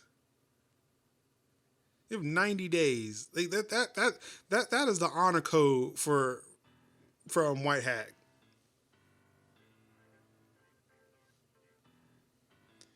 So is it only Source or Source 2? It just says Source Engine. And I imagine if it's running CSGO, I imagine it has to be the latest one, right? Like I don't think Valve's put out any new Source Engine stuff. Let's see. So let's see. Source 2. 2013 was the earliest game that was created on it. Wait, why is CSGO not on here? So wait, is CSGO on Source 1?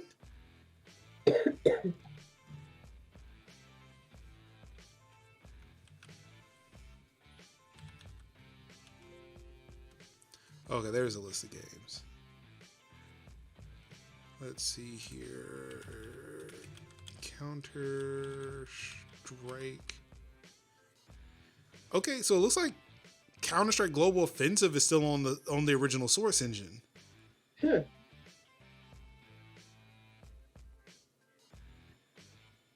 Barely anything runs on Source 2. Oh yeah, I saw Half-Life Alyx is on Source 2. So I don't know. Like it could be original source, but again, if they, I mean, I'd almost sit there and say they did shit could be on source too as well.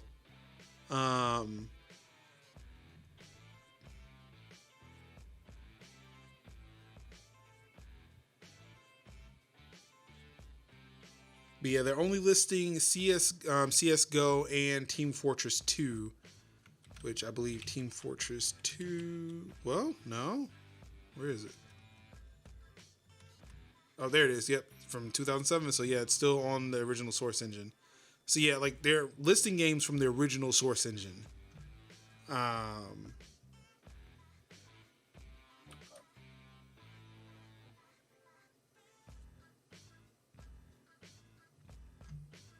So yeah,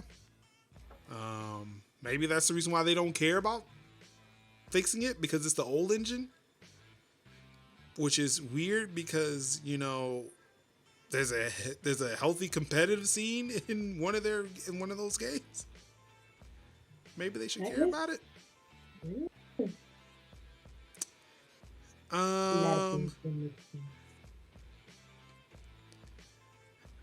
The Epic Game Store is hemorrhaging cash to give you free games. I have no problem with that. Not one bit. Of course, this is more information coming out of the Epic versus Apple lawsuit. Court documents submitted by Apple ahead of its high-profile showdown with Epic indicate the Fortnite creator lost around $181 million on the EGS in 2019 and was projected to lose another $273 million on the storefront in 2020. The filing also notes that Epic has committed $444 million in minimum guarantees for 2020 alone and is anticipating a further loss of $139 million. Nobody's talking to you, Siri. Ooh. In 2021. Epic had previously revealed the PC customer spent over $700 million on the EGS in 2020, of which third-party games represented 37% at $267 million.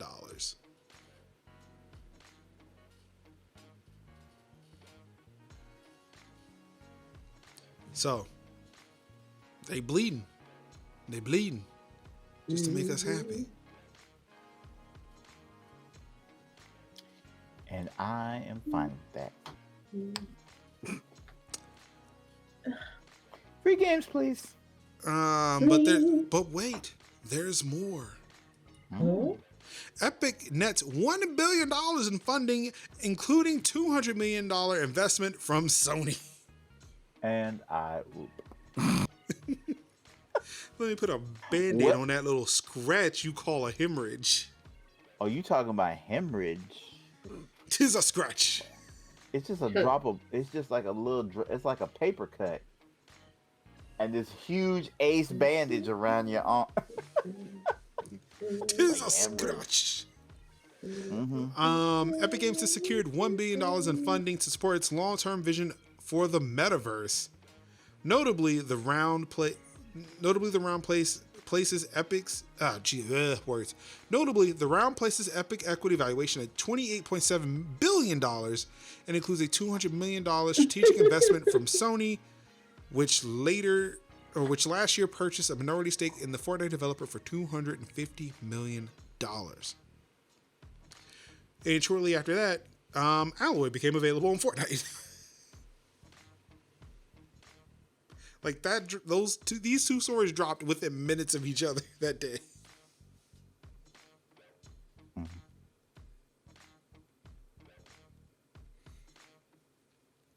Wait, Ruination's like they don't even remember installing EGS, but it's on his computer anyway.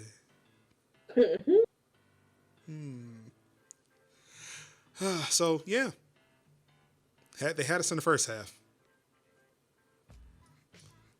Not gonna lie, they had us in the first half. Yeah.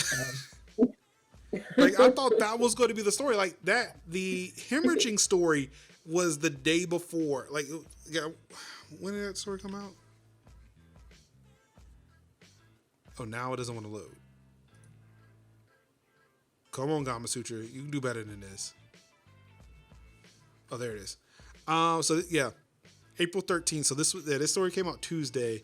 The Epic Games are losing a whole bunch of money on free games was Monday.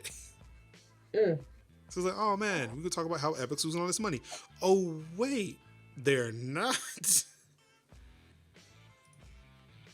It's this is that old classic feeling of, I've just donated so much money, I don't know what I'm possibly going to do or how I'm going to recover. Meanwhile, let me just go ahead and make a note about all those donations I made so I can go ahead and get that cool tax write-off at the end, plus whatever credits I get for donating to charitable causes. I mean, we're just hemorrhaging money. Oh my God.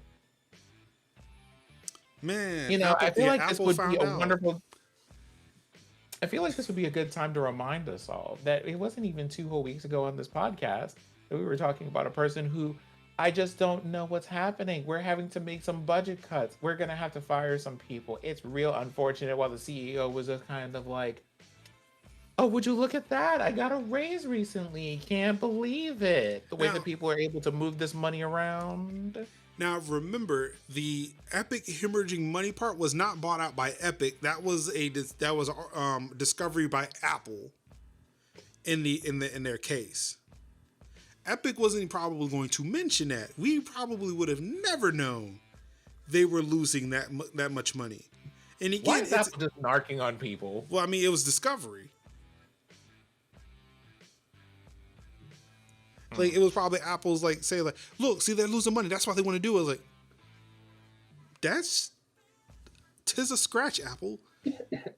Tim Apple, tis a scratch. Like, I feel like the whole announcement about them, oh yeah, we got $1 billion coming in, was only made because Apple put that shit out in the street. So, oh, you worried about what we bleeding? Look at what we're bringing in. Like, y'all just made us look like the good guy. Keep talking, Apple. Keep talking. Keep talking, but as you can see, I'm counting this $1 billion. It's gonna take a while.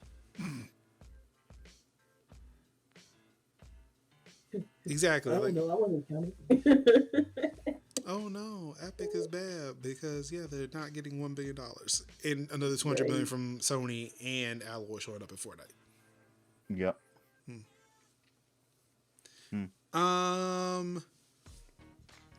Capcom says last year's ransomware attack exploited an old VPN that had been kept online due to COVID-19. So now we know how they got in. In its final report on the matter released today, Capcom denied that any specific ransom demand had been made and said that it was never actually in contact with the hackers. The report included a timeline of events from the initial detection of potential problems to now, and a slight reduction of the number of individual accounts confirmed as compromised. 15,640 rather than the 16,415 reported in January. That number is primarily made up of current and former employees, but also includes a few thousand business partners, which Capcom clarified does not include customers. There's also an explanation of how attackers were able to break into Capcom systems in the first place. The company said its worldwide networks had been recently upgraded prior to the attack, but an older backup VPN remained in use in North America in order to help it manage the increased load arising from the COVID-19 pandemic. And, like the proverbial exhaust port on an impregnable battle station, the attackers were able to exploit it to get inside and do damage.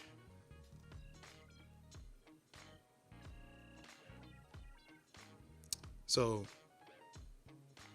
we enabled them. Way to go, US. Yes. Oh, young boy done tripped. Young done tripped it again. Another Tech Talk commandment. Update your shit. Yep. Yes, sir. But again, I have to add a caveat. They probably, like they said, they did update it. They just had to turn on an old one because of the fact that a lot of more people were working from home. But again, just in general, update your shit. Indeed. It's hard to update things. Huh? I think I ran into somebody the other day that said, "Ooh, girl, my stuff still says 13 point." I was like, "What iPhone do you have?" Oh, I have a 10. Excuse me. Excuse me. Update your shit.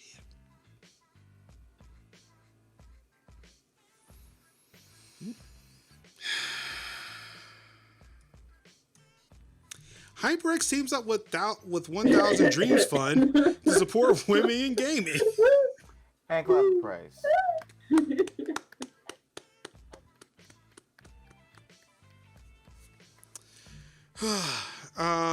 HyperX, a gaming accessories brand that HP owns, has teamed up with 1,000 Dreams Fund, Broadcast Her Academy to support women in gaming.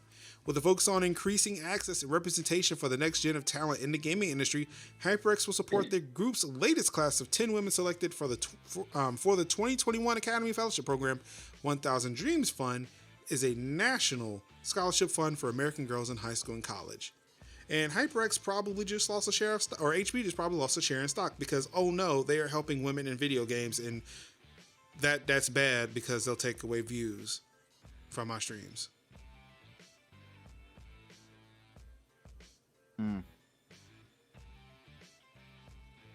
You know what? Let's just go ahead and do it. It couldn't possibly be because of your content or anything like that. No, couldn't be. It's the boobies. It's the boobies. Y'all, the way that we are so tired of y'all and your nonsense. Being angry at games that you're bad at isn't a personality that people want to pay money for. I just... It's the boobies take all my viewers away. Do they? Or you just have no personality. No, Anka, it's the boobies. What if you have none? Boobies. Exactly. That's all I got. Exactly. Not you out here being mad at our femme presenting streamers because you went and spent $2,000 you didn't have on streaming equipment that you barely know how to use, and only 3 people showed up. Like, just maybe don't. I don't care. We're gonna say what needs to be said in this house today. That's it. That's all. They had to find somebody to blame. You know that. They can't. So, for example, their fault. I'm gonna go ahead and tell y'all about the stream equipment right here. I have bought like maybe 1 or 2 things at the most at this point. You see this microphone right here? Someone was upgrading their setup and was like, I don't need this anymore. That's how I ended up with this microphone. Otherwise, I wouldn't have had it for another year. Oh, that's awesome. That is. Because that's me being like, let me focus on doing my content right and then trying to work on the technology part so that it comes through clear later. Like, y'all went and got 1 Steam account, the most expensive DSLR you could have, and like a Shure microphone set up with a boom arm, but haven't thought about how to be engaging. And then you're mad at other people who have figured that out. Also, high key, you're mad at the same people that you're just going to watch in another format at about 11:30. So, Facts. I'm gonna need you to take you and your unmoisturized opinions elsewhere. The door. The door. Just ashy. Just ashy. Take this bottle of lotion on the way out. Drink it.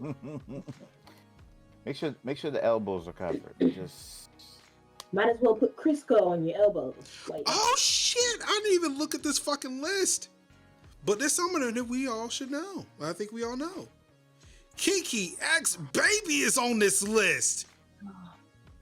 Yes. Yeah. I didn't even scroll down this far in the article. I didn't know there was a list of days. But Kiki X Baby is on the list. Put respect on their name.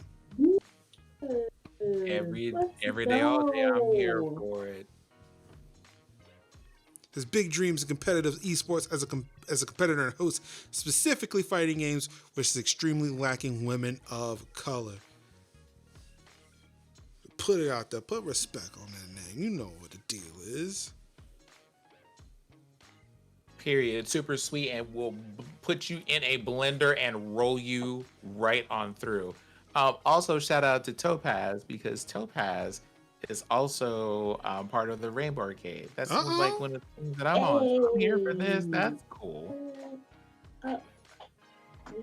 So fun thing for y'all to know. I believe last year for 1000 Dreams Twisted was one of the recipients for this. Oh, really? So, like, yeah, sure is. So we like keeping up with this stuff. We love seeing this.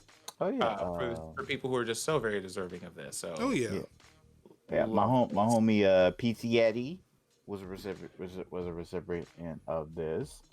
I believe my other homie Harley Quinn was a recipient of 100 Dreams. So I'm very happy. Either was it 100 Dreams or was it Broadcaster? I think it's the same thing. Yes, same. But yeah, I'm very happy to see see melanated creators doing great things. B, to seeing people that I know doing great things, and C, to see my friends and nears and dears doing great things out there. So I'm just like all surrounded in like, yes, get your coins. And to see like HyperX, you know, a company joining into that, it warms. It brings warm feelings to my heart. It puts you on a good list. Mm-hmm. Again, enjoy the company that is Logitech G and Astro. Yeah. Like, yeah, I bought these Astros because, like, okay, they were out here showing support from the jump. Yeah, it was. Also, I just wanted some Astros. It was kind of weird when I was like going through and buying my gear, like my new keyboard, and I'm thinking like, I hope HyperX ain't problematic, because I'm chopped this on it, because. Man, I've been Team Logitech like forever. Same. So it was nice to see like Logitech G and Astro come out with a lot of support that they did last year, and just kind of like, oh no, they've been doing this for a while. I just didn't notice, which is sad that it took something like the movement from last year to kind of put that in the forefront, to put that in front of me. But I'm glad it did. I'm glad I noticed. That means that a lot more other people had noticed too. And I was like, yeah, I don't mind. Like, one, I was already putting my money behind Logitech G to begin with. I don't mind. Hey, you know what? I wanted new headphones anyway. Let's get these Astros. And I was high-key upset. Oh, yeah, I was high-key upset when I could not get my Astros in time. So, no, we need to hurry up. I want to put these Astros on yesterday. Mm-hmm. So it's good to see like there are companies that are stepping out. So I don't know, like next time I go to Best Buy or looking on Amazon or Newegg, you know, I see it at HyperX, is maybe, you know, your boys Dipped got that HyperX drip. Oh yeah, Dip. Yeah, that's right. Dip's HyperX partner. Oh yeah. So they supporting. They putting their money out there. So Dip gave me some pointers and pointed me in the right direction to my current keyboard selection, and I might be also looking into getting a mouse, because the current mouse that I have is pretty okay and not as good as I thought it was going to be. So yeah, I'm looking into possibly getting another mouse, maybe getting a matching mouse. Who knows? We shall see for the time being. Come through Logitech. I mean, yeah, Logitech. I'm just saying, yeah. Let's talk. Look, that was it G910? Look, I'll take the 810. but I really want the 910 so I can move it out of the way when I bring my. Well, actually, shit. Well, now that I've got the racing stand, I really don't need to move my keyboard anymore. But for that week when I did, it's like, man, I really wish I had that wireless keyboard. Uncle, what you hacking?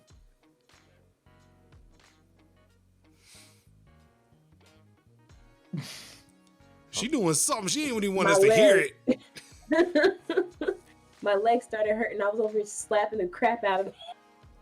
Oh, Man. I got these leg pains. I was I literally got this thrombosis. like I had to get. I was about to get up and move around because this is why I need a new chair. Okay. Look, I'm gonna tell you, autonomous.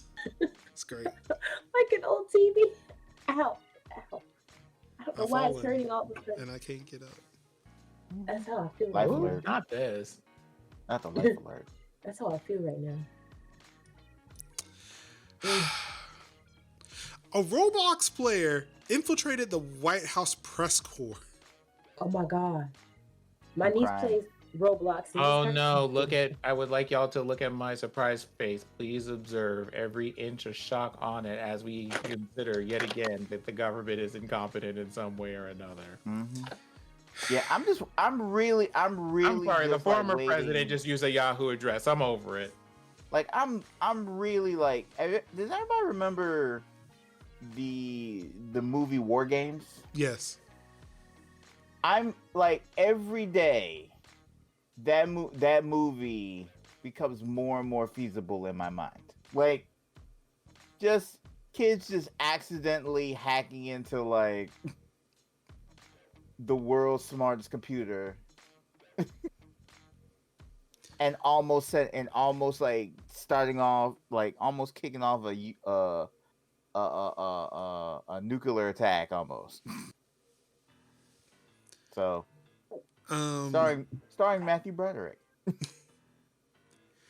An individual by the name of Casey Montague, who was able to ask questions directly to White House Press Secretary Jen Psaki, has now been revealed as an imposter. Politico ran an extensive story on Montague detailing how they created the fake persona and were able to fool White House insiders. Mm-hmm. In conversations with a confidant, Montague posed as a reporter for the Daily Mail and claimed to be a member of the White House Correspondents Association. Once the accounts attracted more attention, Montague asked the WHCA about becoming a pool reporter and emailed questions to press aides for President Joe Biden, First Lady Jill Biden, and Vice President Kamala Harris. Excuse me. Put respect on that name. Yep. Politico reports that Montague managed to get 4 questions relayed to Press Secretary Jen Psaki by members of the White House course using COVID-19 as an excuse to explain why they were not in the room. They managed to plant questions about COVID-19 travel bans, upcoming ambassadorships, and Biden's reaction to the Microsoft hack. Now I'm going to stop right there for a second. Have either of you, like, now we've been doing this for a while now. Yeah. Do any of y'all remember talking about covering, even thinking about a Microsoft hack? No. Tell me why a fucking Roblox article taught me that at least 30,000 U.S. organizations nearly hacked by holes in Microsoft's email software last month. I'm sorry. What? I learned this in a Roblox article. And you, like, wow, Major. Can't believe you missed that. You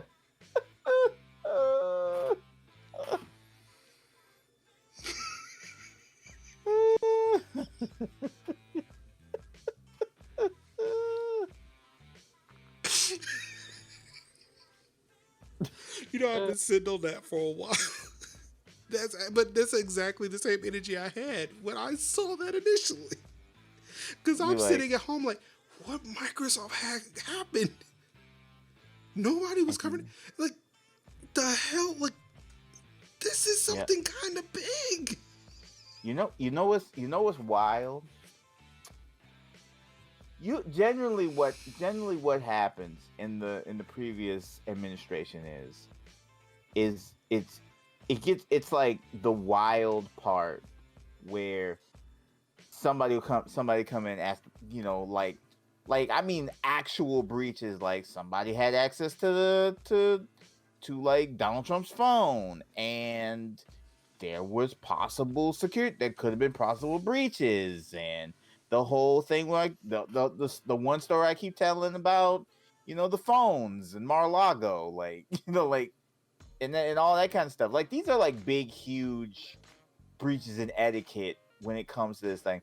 This was by far the tamest of like relative quote unquote security breaches, and it actually, and he was like, yeah, I want to ask legitimate questions, like I'm faking it. He's literally faking it till he makes it, and he's like asking like actual legitimate questions and not going bubble booey, and actually asking legitimate questions that would require answers. And I mean, like, dudes are just, I mean, like, certain, people of the media with actual access from a particular news source is asking, like, how does the president feel about its direction against our channel? And I'm like, have we not talked about that, Bob? So I find it like very like interesting that a Roblox player made his way with his faked his credentials and said, "Hey, let me ask legitimate questions that are legitimate questions that I feel like to be asked." And I think that in itself is 2021, is part of the story of 2021. Write that in one of the chapters. A Roblox guy is like, yo, let me ask questions. Actually, can we just, this is what happened when the government and government security in general are run by people who know less about the internet than we do.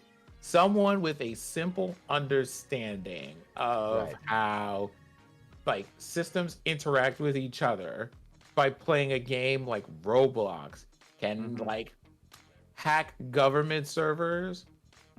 Throw yourselves away. We pay you 6 figures a year at minimum to avoid this, and y'all got shown up by a Roblox player. Right. Like, well, luckily, okay. Luckily, he was a smart guy. And he was actually wanted to know the information. He asked legit good questions. But before we go any further on that, I just want to make sure we again set things clear. Nobody was hacked. He just faked if anything, it was just clever social engineering. Yeah. There is a difference. He faked it till he made it.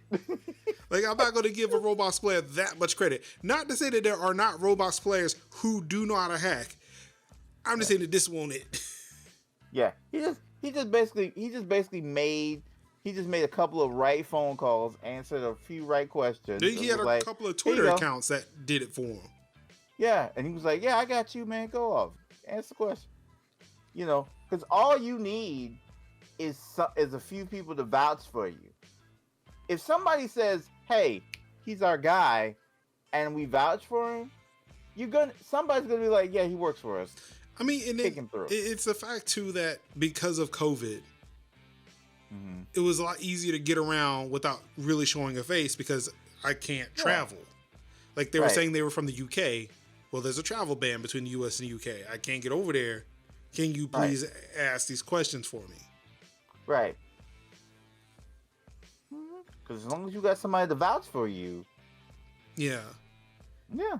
But yeah, also as I see Young had asked about Exchange. Anka and Cinder, right? Yeah. Exchange is a mail exchange server. And Outlook would essentially be the thing that plugs into it, or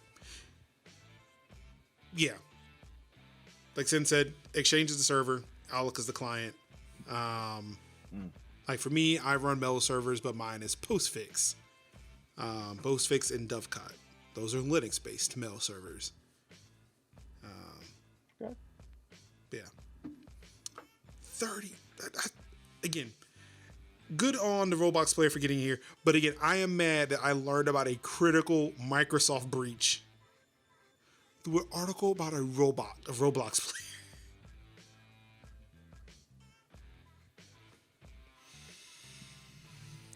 Like that.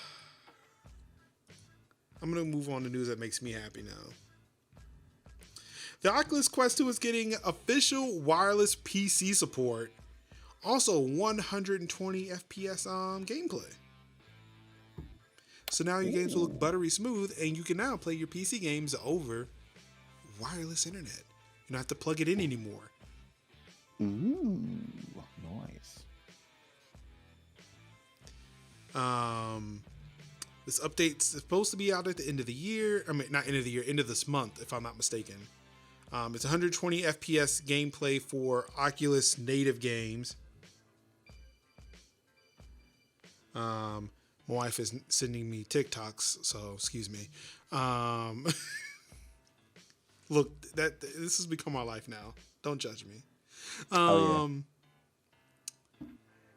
So yeah, it's 120 FPS gameplay through Oculus native or Oculus Quest native games. 120 FPS for PC native games is coming later in the month. They also have experimental stuff for multi-user accounts, and again the wireless PC stuff, so that way I can play Project Cars 2 without having to worry about a fucking USB-C cable running across everywhere, or play Star Wars Squadrons without cables everywhere. And Young and Boy, yes, I've seen that too. Somebody pinged me in another server while we were recording. That yes, Resident Evil 4 VR is coming to the Oculus Quest, and they were saying that yes, now Ashley or whatever the girl's name, or the young woman's name in RE4 can shout at me constantly in my face, and I'm like, no, thank you, for multiple reasons. Since y'all are talking about Resident Evil, yes, I'd like to take this moment to remind everyone. If you are a person who plays Dead by Daylight, they're doing a crossover with Resident Evil, and that'll be dropping in June. Yeah, that was also talked about earlier when we were talking about Capcom. Yep. And then Big Lady. Wait, was it Capcom? What were we talking about? We were talking about Capcom, but I think we were talking about that ransomware. Oh, it was Epic. No, it was Epic because they were initially. Somebody said, was it Resident Evil and Fortnite? But no, it's Resident Evil and Dead by Daylight. Right. The Aloy is in Fortnite. And there's another beta for RE8 coming out soon for both PS4 and PS5. So. Yep. So if you want to see more of a 9-foot lady, get another taste. Also, can we point out the fact that they are really into pushing this RE4 shit, like on RE8? Like, can we just acknowledge the fact that they're related?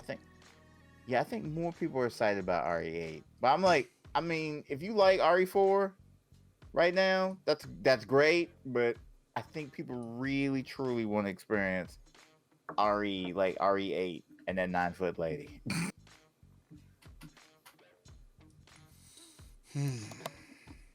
Big lady. Yeah. Before Your Eyes creates a fake game to make a point about Steam refunds.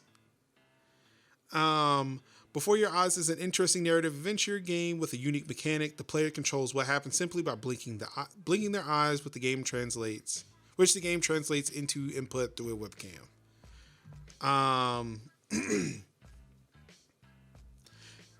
Let's see. The debut game from Goodbye World Games came out last week and has been very well received by Steam players, currently boasting an overwhelmingly positive. Unfortunately, because it's a short experience, it fell victim to Steam's refund policy, which allows you to return a game in less than 2 hours and get your refund, no questions asked. So you can just beat a game, be done with it, and get your money back.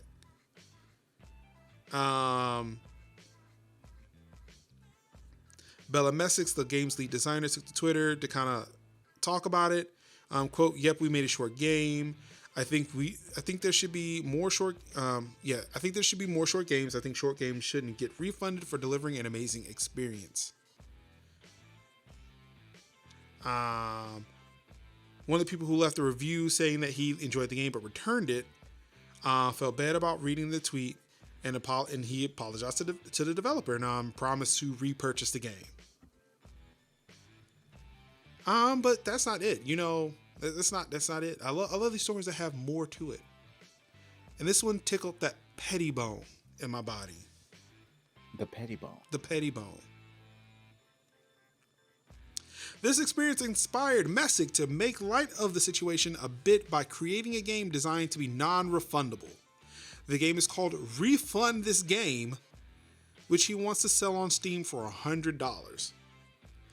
Refund This Game would simply show the player a timer counting up to 2 hours. If the player manages to quit in the last 5 seconds, they'd earn an achievement.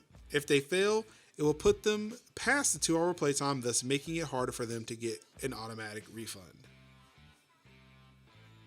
When I say that is some quality petty right there, when I say that they went to the top shelf for that petty, it took them 3 ladders to reach it, and they still needed a drone to make the other inch to knock it off the shelf.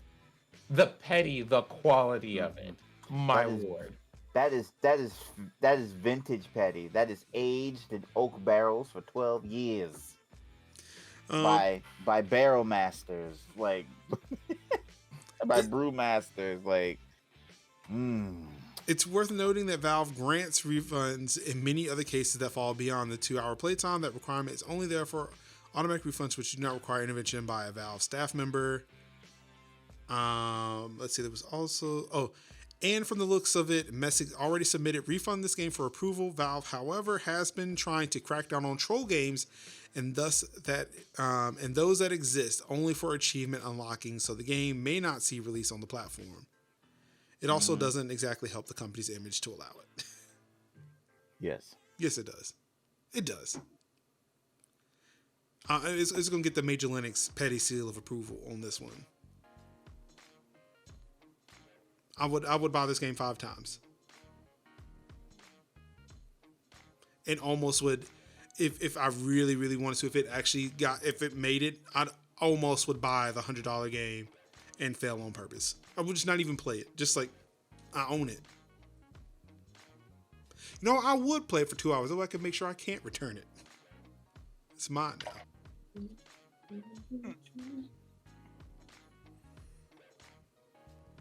But I wonder if Before My Eyes works with my DSLR, or do I actually have to have like a webcam for it to work? Might have to take the FAQ on that one.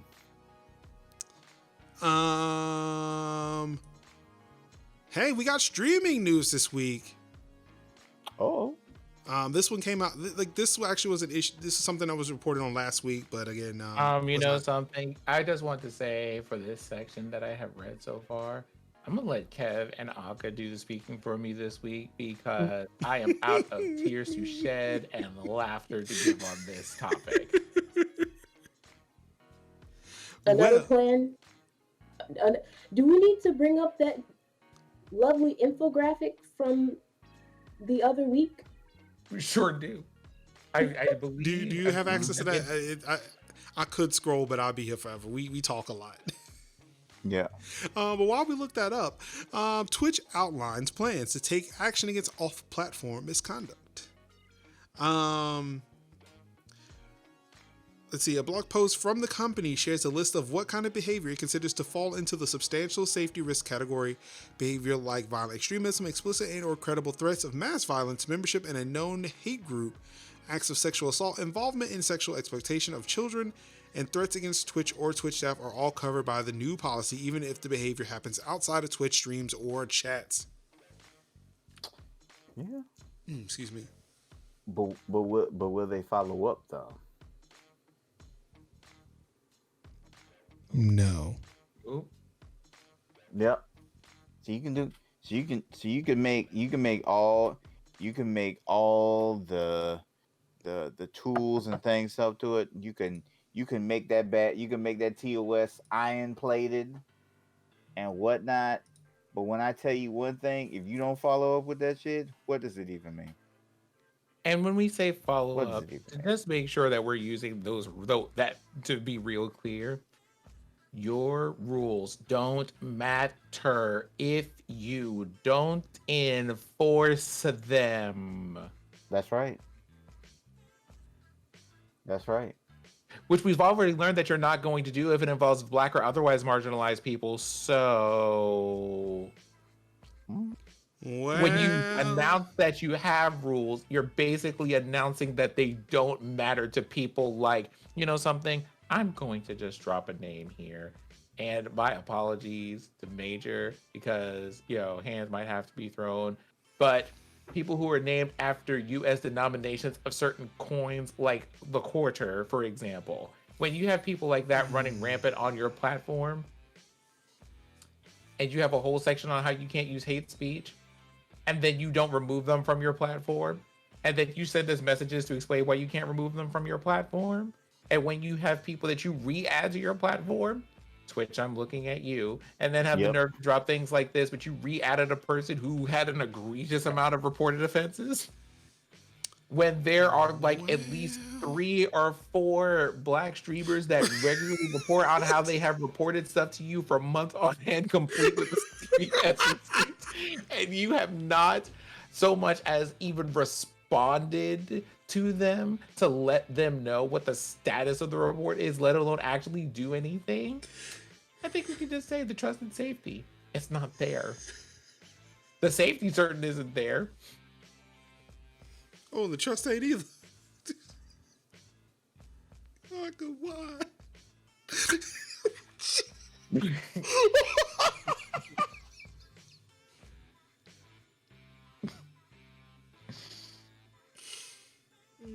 If you were listening to the audio version of this show, just stop through. Just stop through for a live show, or just look.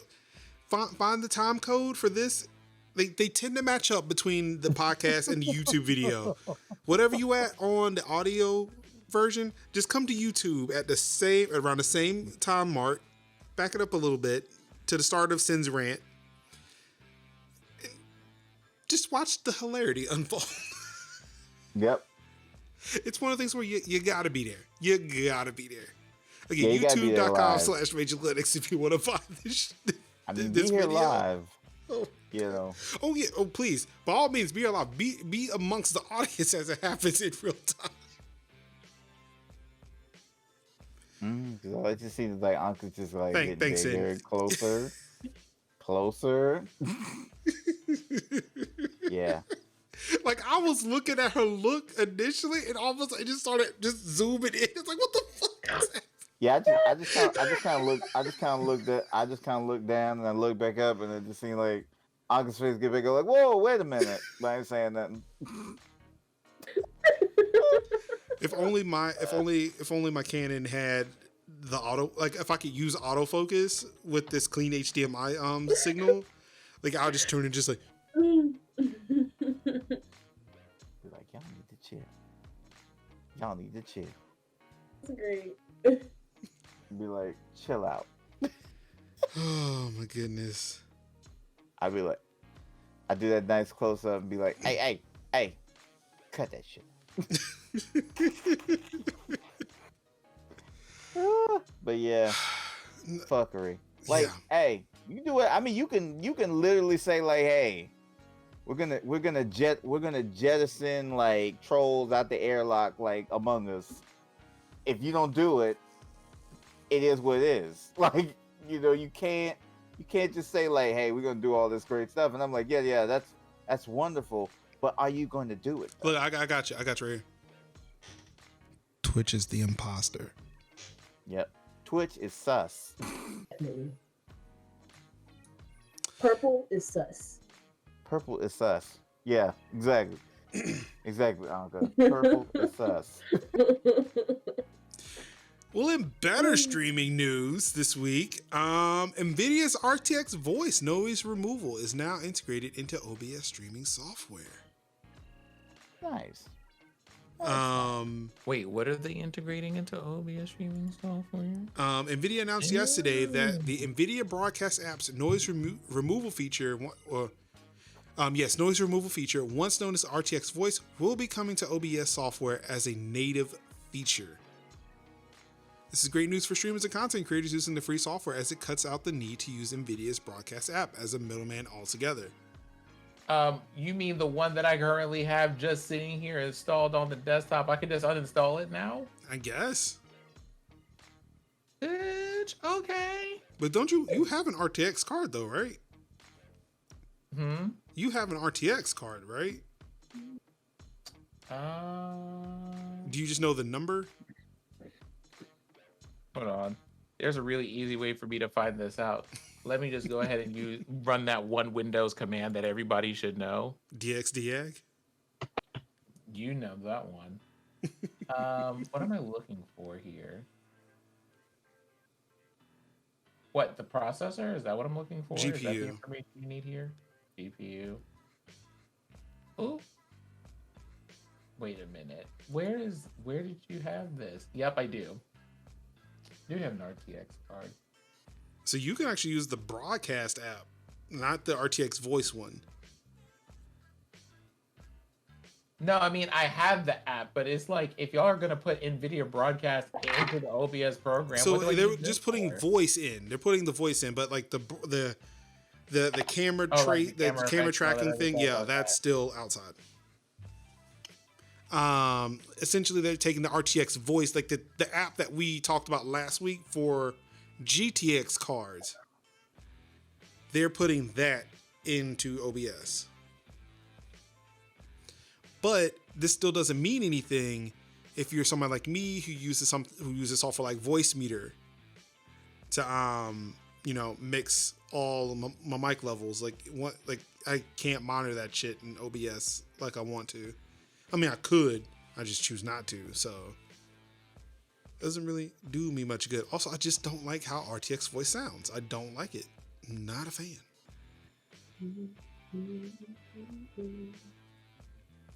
Shift Control Escape. Oh, okay. What used to be Control Alt Delete. Wait, hold on.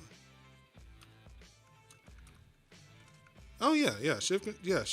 Control Shift Escape is Task Manager, which used to be Control Alt Delete, but now Control Alt Delete brings in that window, that weird menu.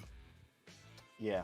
Where did my chat? See, now I typed in the command and then it made my chat window high. So, all right, we're back. Like, oh. So yeah, this will be in OBS 27, which is expected to roll out soon. That is currently in beta. So so it is rolling out with the new beta version of OBS Studio 27. So if you want to give that a try, there you go. It's right there. They are looking for a lot of testers. They put the tweets out. I made sure I retweeted it. But I'm too happy with 26 that I didn't want to break something.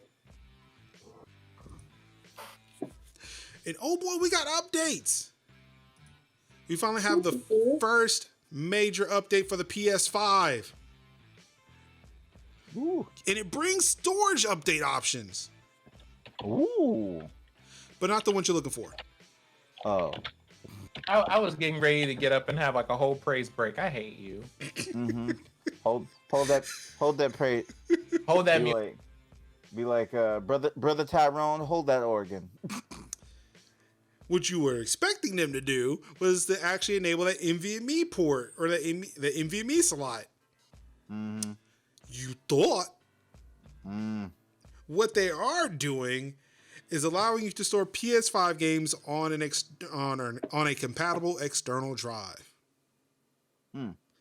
Which, remember, if you do that, you still can't play them on that drive. They have to be installed back onto the integrated storage.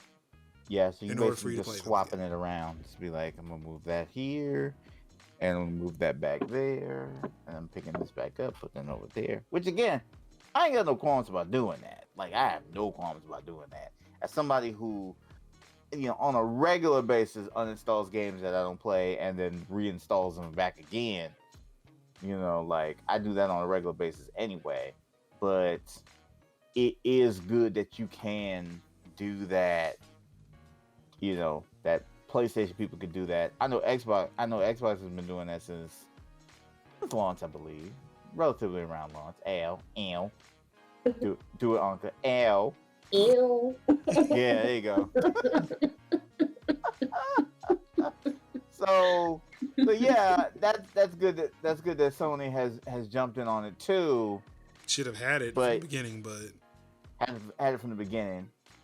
Everybody can't be great. It's okay. Yeah, that's right. Yeah, Uncle's flexing though. I'm like, oh. What do we say, class? Xbox Master Race. No, we do not. I don't know the way that people are operating. I thought the police thought they were the master race this week. I be like, look, Anka, I'm finna buy Xbox at some point. Don't push it. I mean, you're right. Like, Xbox really is kind of, you know, Oof. running shit. But again, master race. It's okay to be in denial. It's okay. I mean, again, not in denial. Just wish there was a better term. I would need something else, like fan club. Okay. Yeah. See, Okay. exactly. Xbox superior race. Okay. No, that somehow went worse. Yeah, you might want to go back to the drawing board on that one. I believe what you would want to say is, you know, a more excellent brand, for example, where there are just words we're trying to avoid in the phrasing. We're trying to avoid. From master race to superior race. Like, what the fuck? That was a leap in the wrong direction. It's like, no, I don't even want to use the example because it's just a bad example. But no. Oh. No, baby, no. No, baby, what you? Oh no, baby, what you doing, baby? Oh, I know what you're doing, baby. What you doing, baby? Okay. How about this? Here we are. Okay. Xbox. The blueprint, all other technologies should follow. No. Okay. That's just wrong factually at this point. You know something? What I'm gonna say is better on the phrasing. Now I can let you miscreant scrap about it. Yeah, like we've solved that problem. That's the one issue I had. But see, now we're just wrong on a factual point. Like, no.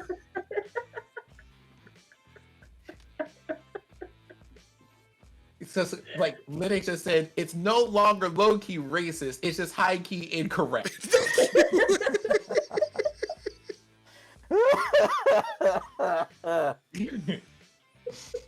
We're gonna let you workshop it, but eventually you get it right. Again, I will not argue that just from a console standpoint, Xbox is better than PlayStation as it currently stands. Yeah. Just in the platform, the Xbox ecosystem is way better than what Sony's got with their PlayStation. Mm-hmm. But to say that the Xbox is the best box, no. No, baby, no. Woo. That CPU you have in your system now is better than that console you got. Okay, this is what we're not gonna talk about. Maybe not the new one, but my CPU's better than the new one. Yeah. What we're not gonna do. We just ain't got the graphics cards to prove it. But again, my Windows PC can run circles around that Xbox. Let's not get it twisted. Yeah, it's just kind of. It's just a Zen 2 that believes in itself. No, ma'am. Really No, believes in ma'am. itself. No, ma'am. No, ma'am. No, ma'am. In case you forgot, as somebody who is so deep in Xbox, Xbox is short for Direct Xbox. Oh, I knew that. So, you know, something that derived from a Windows PC. The PC is the blueprint in which all other computers will follow. No. I'm just like, I get this. No. I get this. Yes. I hear you. I understand. I feel like she doesn't. And And ultimately, Linux will win.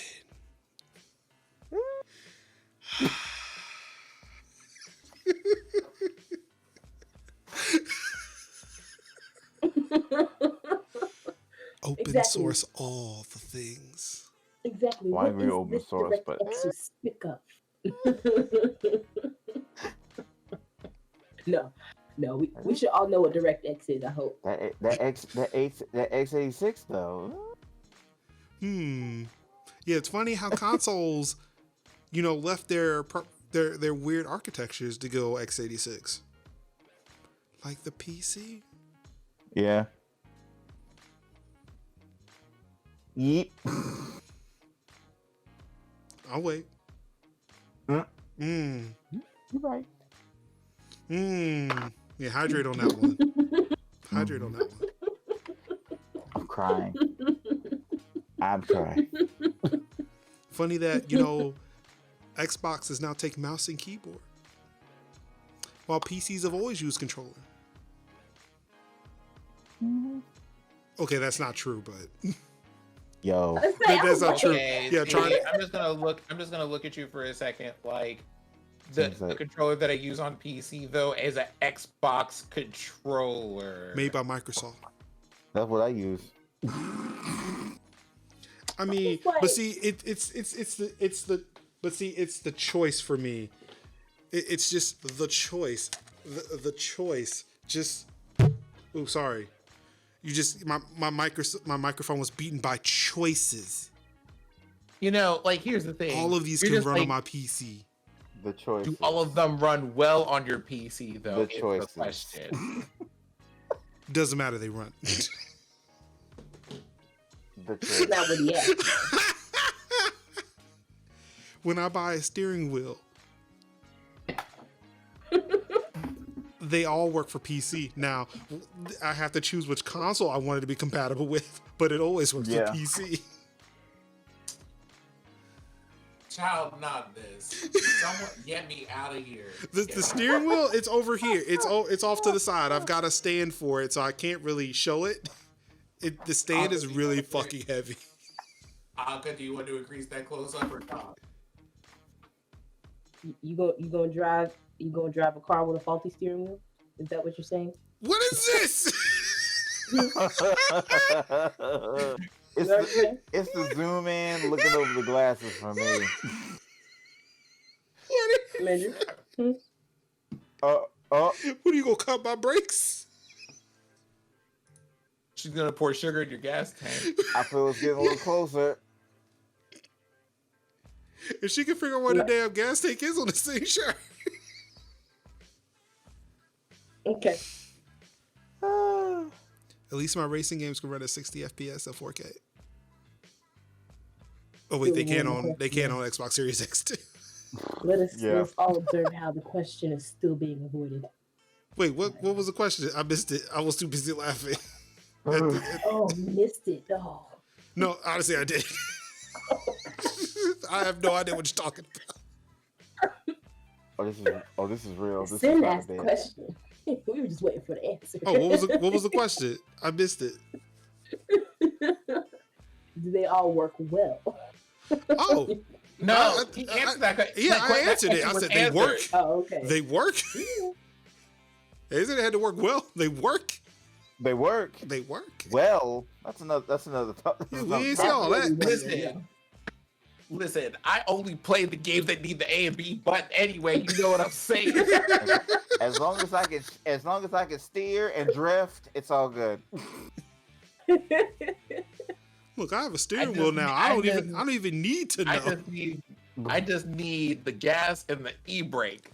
We don't drive backwards. We don't stop in these racing games. I just need to be able to drift. Look, when I plug in the steering wheel, they just give me numbers now. That's why I got this book here. It's like press joystick button 5. Like, what button is that? That's the actual A button. It's okay. Just push that.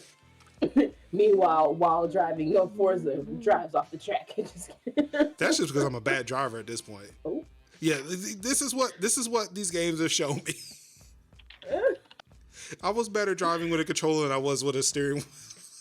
Oh man. But I am determined to learn. Hey. All we can do is learn. Well, that brings us to the end of the show. Oh, wait. One more thing. Because apparently I guess because Epic is giving away so many games that they don't even bother to let you know the games are free anymore. Because they're just hemorrhaging money. You're right. Sorry. Well, part of this week's hemorrhage, there are 3 games that are free this week. Pillars, Ken Follett's The Pillar of Earth. What's it? Deponia, The Complete Journey. And The First Tree. 3 games that are free right now in the Epic Game Store for your perusal.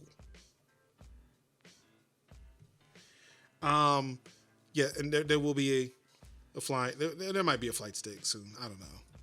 That actually might be a ways off. I'm still enjoying my steering wheel.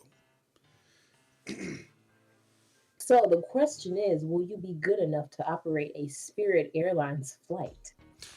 I'm overqualified. Oh, okay. Spirit Airlines? Oh, I'm overqualified.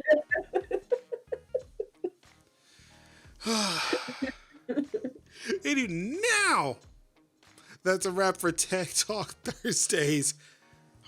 Anka, since you got so much to say, what's going on this week? I'm going to the range tomorrow. Well, not tomorrow, Saturday. And my nieces have a softball game. And it's my sister's birthday on Saturday as well. I'm sorry, I'm not I'm this. I'm just looked in Discord. What? Yeah.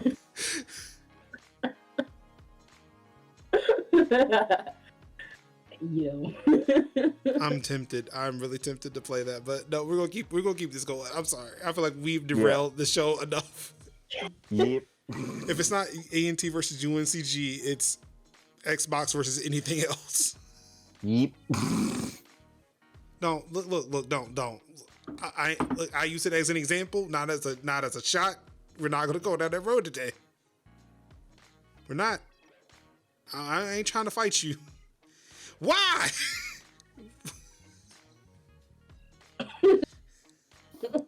Okay. I feel like Sid was waiting on something. I will take the higher road. Anyway. The one that I drove off of? See, that was a dig at myself. See? Olive branch. I'll take that. What else I got going on? Well, when I was recovering this week, I finished up some projects. Gonna start on a new one, you know, that you're aware of, that you're working with me on. And, I don't know what's really going on, actually.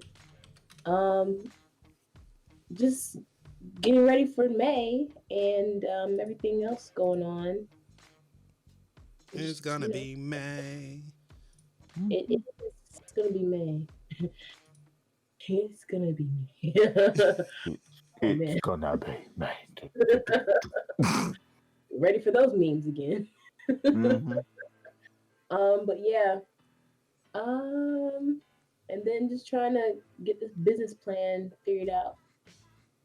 And if anybody can consult me on a profit loss projection, please help. Because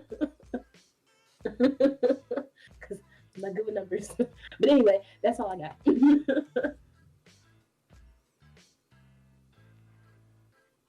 Oh. Major? I walked away. Oh. I don't know how to do that, so it was the quickest way I knew how to walk away. Like, oh, sure. I walk away. Nope. Not it.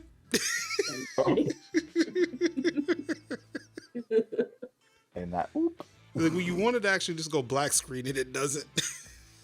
It's like, Oh no, just Skype. It's fine. We're all here. Okay. Sid, what you got going on this week? Nothing until Sunday because tabletop games. So, Ether on Sunday with Eldritch Crow and crew, yelling at Waka on Monday and Tuesday in Final Fantasy X. Oh yeah. Oh, okay. Let's get into this real quick. Yeah, I've seen those Walker reads, and I'm like, I agree. Final Fantasy X hits so different 10 to 15 years later after the first time I played it. Where you understand like the deep levels of stuff that's going on and the way that the characters are interacting, and you're just like, every time Waka walks on the screen and says and does anything other than damage, I'm like, shut up, stop talking. So I spent, because I've had this week free because I don't start onboarding for my new job role until next week. I took some time yesterday and did a whole thing, like went through the stream and did a supercut of every time that a scene came up where at the end of it, I just ended up saying, Waka, stop talking. Mm-hmm. Y'all, there are 13 straight minutes of me just being irritated at Waka. 13 straight minutes. Yep. And I'm going to be doing that for every stream because we're playing RPGs for the whole month. And then after that, we have Scion Pride on Wednesdays, where, well, hopefully, because my DM finally got their second shot and they are recovering from that, trying to like take that time. And then I will be, y'all pray for me. I might be back here next week on Thursday. All right, well, just keep us posted. Because Wednesday next week is shot number 2. Oh. So in that case, it's about to be Major and Kev because I got a procedure next Thursday. Okay. So something. Now, mind you, I'm only saying this as a precaution. The first one, they were just like, you're going to be miserable for days and days and days. And I'm just like, listen, I went here, I walked around the store for 10 minutes. I got a latte from Starbucks and went home and I was fine. True. The first one was like, because thanks be to God for this. I have the health of a mutant. So like, like that I am perfectly fine with and am eternally grateful for. That being said, we're gonna hope that holds up next. I hope it does because the side effects. Again, it makes me so thankful for that J&J. So just go through it once. It's like, yep, all right, cool. That's it.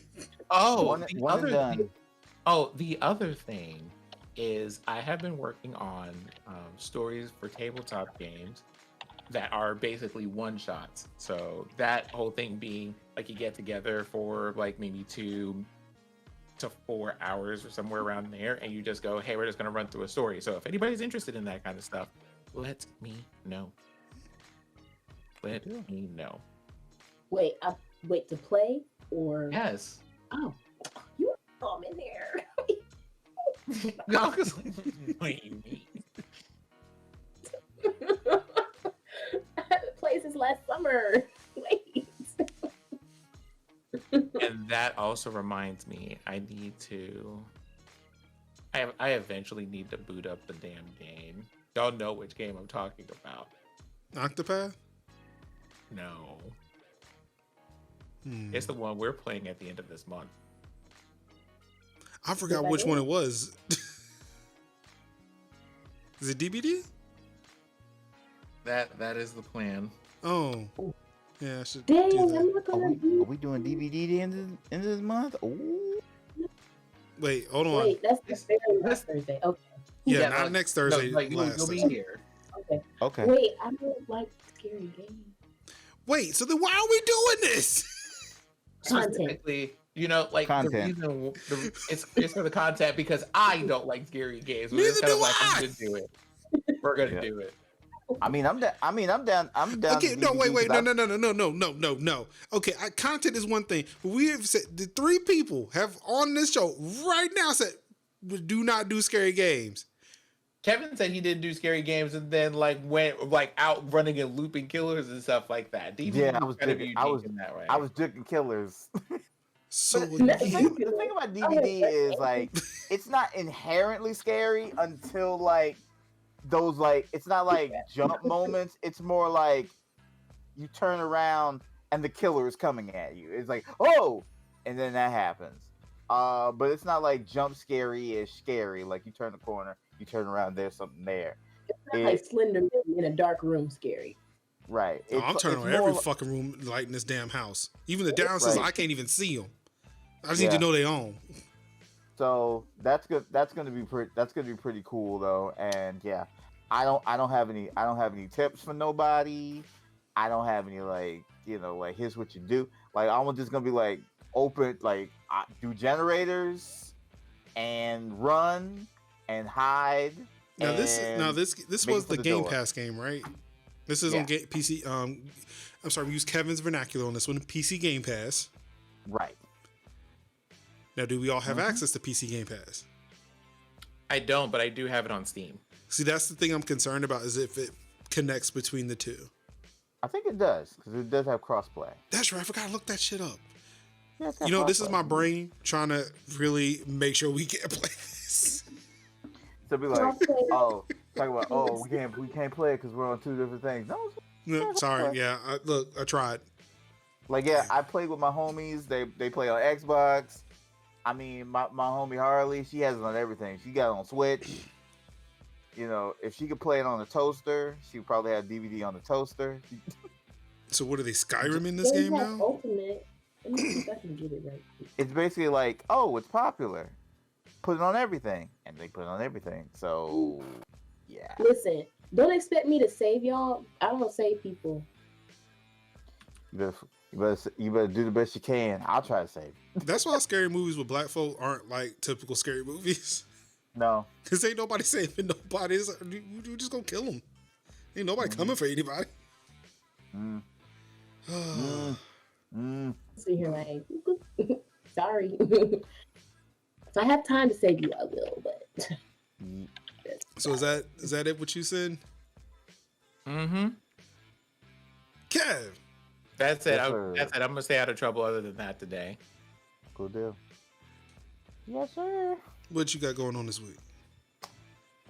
Oh, my God. Monster Hunter is taking over my life.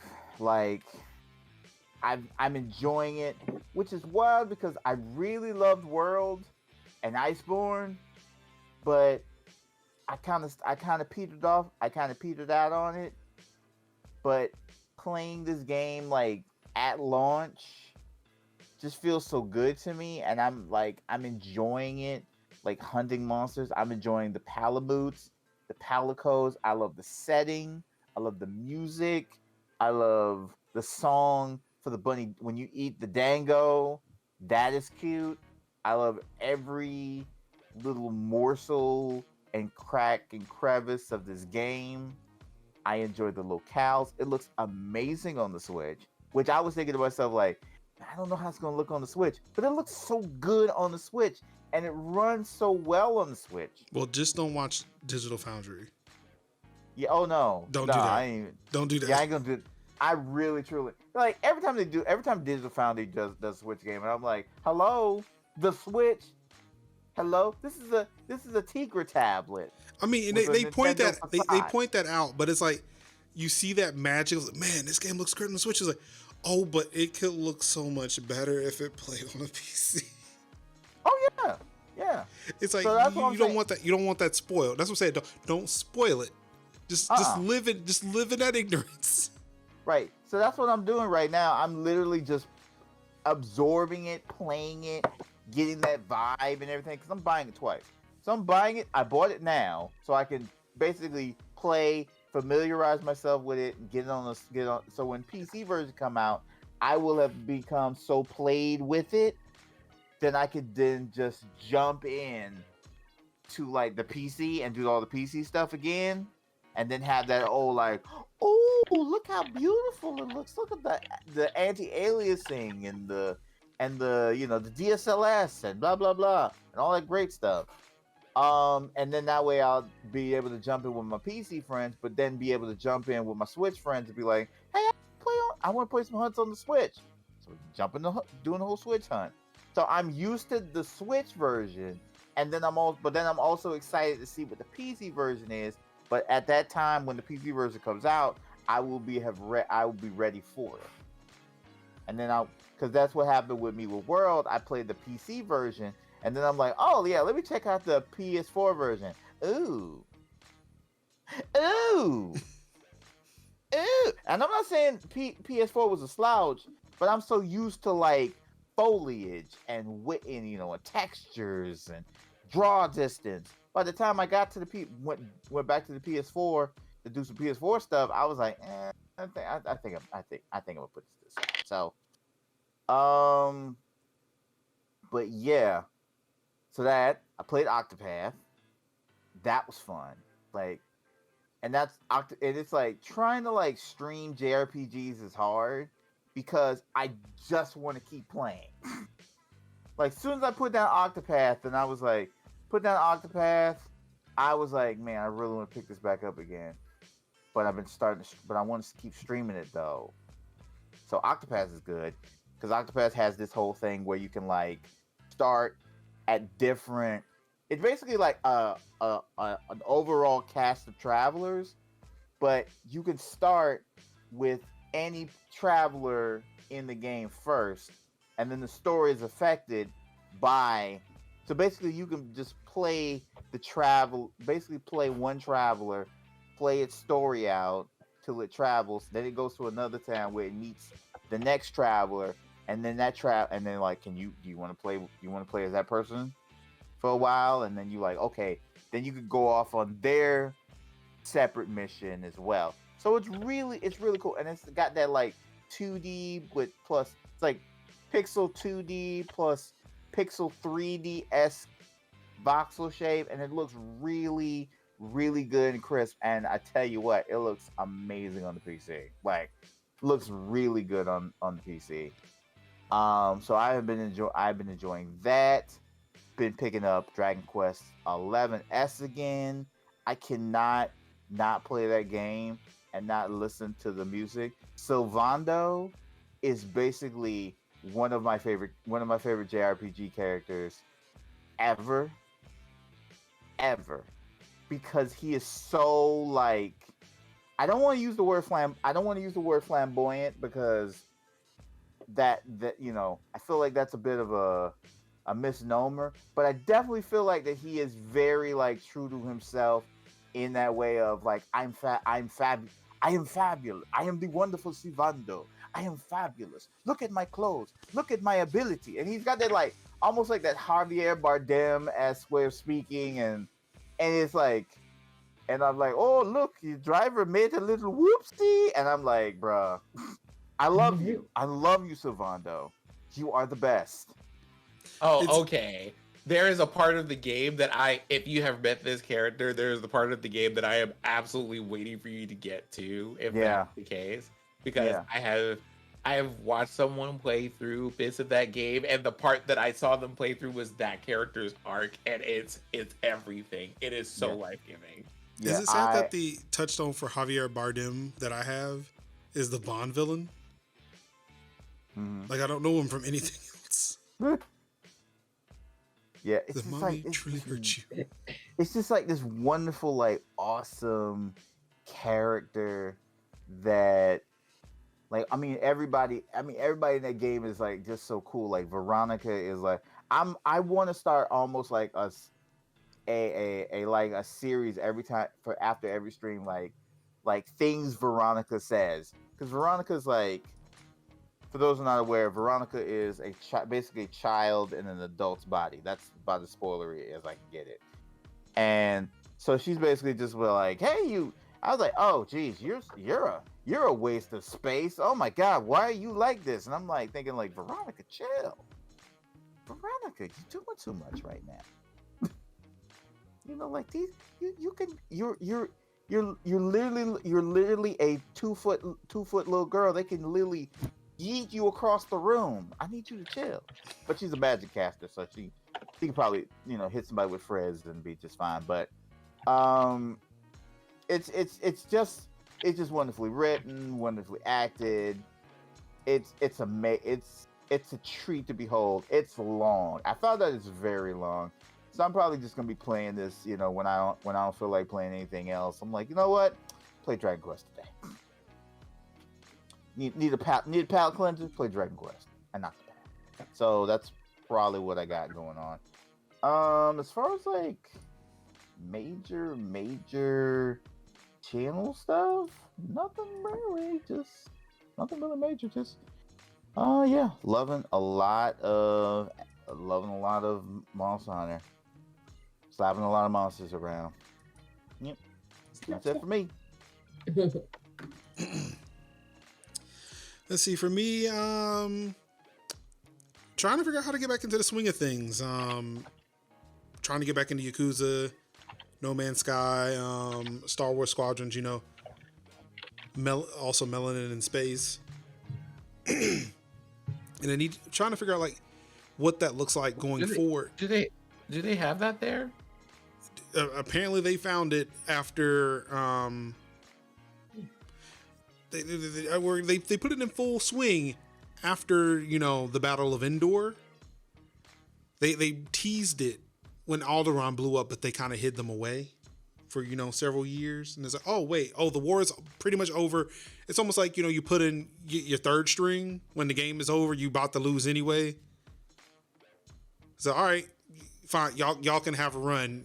They beat us, so y'all can fly now. They did that for both sides. I wonder if they just hit the black people from the police yet again. Yeah. Yeah, I've always loved about Star Wars where rebel pilots are a combination of like Empire defector pilots and like Bush and freighter pilots. Just literally a ragtag group of pilots who just like, yo, I want to fly for I want to learn to fly. Well, you fly for the Empire. All right, fly for the Empire. I don't like how the Empire's working. I'm gonna leave. Join the rebellion. I mean, now with more black people. Yep. Oh yeah, fun fact: TIEs do not have hyperdrive, so they have to be attached to a hyperdrive thing, and then that goes into hyperspace. I imagine like a lot of that was based off of earlier Republic technology, because like if you remember from the prequels, like they had those smaller ships that were attached to those ring things that took them kind of like further out. Yeah, those were the jet, or like I think like the Jedi one. Yeah, the Jedi starfighters. Yeah. But I do like that because it's like, oh yeah, you want to defect? Haha, good luck. Just, you know, makes it, you know, no hyperdrive for you, makes it easier for us to catch you and shoot you down. We want X-Wings. Like, I don't know if I talked about it here, but I did try that VR. Mm-hmm. And oh my God, that is fun. Oh, I bet that is. Oh yeah. I would not try with so I can play that game. I fly better with a keyboard and mouse, but I cannot play with the keyboard and mouse in VR because then I don't know where my cursor is. Right. So I ended up clicking out, and I was trying to capture some footage. I mean, check the YouTube video for it, and I may move it over to Major TV soon, as I'm trying to put more content on that site. But as I was trying to record video for the VR playthrough, the first time I did it, I clicked out of the game window, froze the entire PC because OBS didn't want to work anymore, and had to reboot the whole thing just to be able to use my computer again. So I had to play the game with my controller, which even then was actually pretty nice. I'm gonna say something like, look, when you're able to move your head to find the ships and fly just by like you look and you move and adjust your head as you're still tracking ships, game changer. Also, I do not understand how the Empire flew TIE fighters. Because if you can't look around in those things, it's just like that one window and that's it. Like, who designed this ship? Why did they think this was okay? Just bad ship design. But yeah, need to try to figure out how to get back into streaming those games again while also satisfying my need to play with my steering wheel, because playing Dirt 5, playing Need for Speed Heat was really fun. But as I mentioned before, I just want to drive trucks now. I just want to play American Truck Simulator. Honestly, it's what you deserve. It's so peaceful, and it's a thing of too, like, you know, like there are people who say, you know, when you're streaming games, you know, you need to try to talk to fill in the dead air. I'm like, you know what? No, I want to hop on Twitch with my wheel playing American Truck Simulator, and I want to sit in silence. If someone was to come, that's great, because I'm like, look, I'm just a trucker on the road. Truckers aren't talking to nobody who isn't there. But if you want to come, you want to sit in my passenger seat and you want to talk with me in my truck while I drive across the Western United States, I welcome you. But I just want to sit in my truck and just be on the internet and just drive. Yeah. It was just the fucking best. It's one of those things where my wife, she said she was going back home Saturday, or she was thinking about going back home Saturday. But she was like, well, it depends if she finishes her homework. And I'm like, it's one of those weekends where it's like, please go. Just go. And I'm even at a point too where it's like, you know what? I don't even care. Like, as soon as I eat breakfast in the morning, I may just move this wheel in front of this desk and just turn on. It's like, if she's here, she's here. If she's not, she's not. I don't care. I just want to be on the road driving and just not thinking about anything. Just Saturday. That's all I want to do. So that sounds like a dream, man. Like, I think that's what I'm gonna do. Maybe like I might make it an Extra Life thing. I've not really put any advertisement for it. So like, hey, if I get donations, great. If not, I don't care. I just want to drive. I just want to drive and just.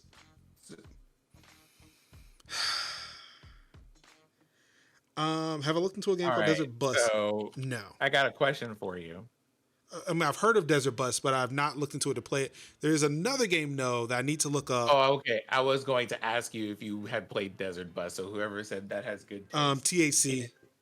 So Desert Bus is a game made by Penn and Teller. Yeah. Like, I know of Desert Bus. I have not looked into it to play it. You can probably. I think you can get it on Steam, but it's one of those things where you don't like. There are no save points. It's just have you played the game? No.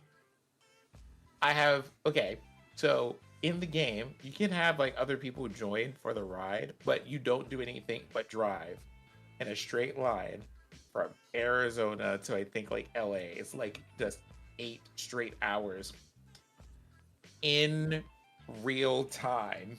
And see, that's what I want. See, that's the thing too. I think I mentioned it when I was playing one of the truck simulators this week. Is like, I like the fact that like I can go to California, Arizona, New Mexico, all these states, or in Europe, like I can go from France, Belgium, Germany, UK. I want to be able to do that in real time. Like, that's what I want to do. So like this may be something I'll look into. There was another game that only was brought to my attention because it was apparently some TikTok video that some of Story Mode Bay's community started teasing her with, saying like, this is how she drives. So I went to look up the game, and apparently it's a game on Steam that they claim has realistic car physics. And it puts you in a sandbox with like, you know, traffic lights and stuff like that. And I want to just play that and see if I can see how well that emulates driving a car, because this is something I also want my my wife to try. Like, I don't want to put her on a racetrack. I don't want to put her behind this big old this big old truck. I want to see, it's like, all right, if I just put you in something that's supposed to act like a car, could you successfully drive this around? So I'm going to look into that too.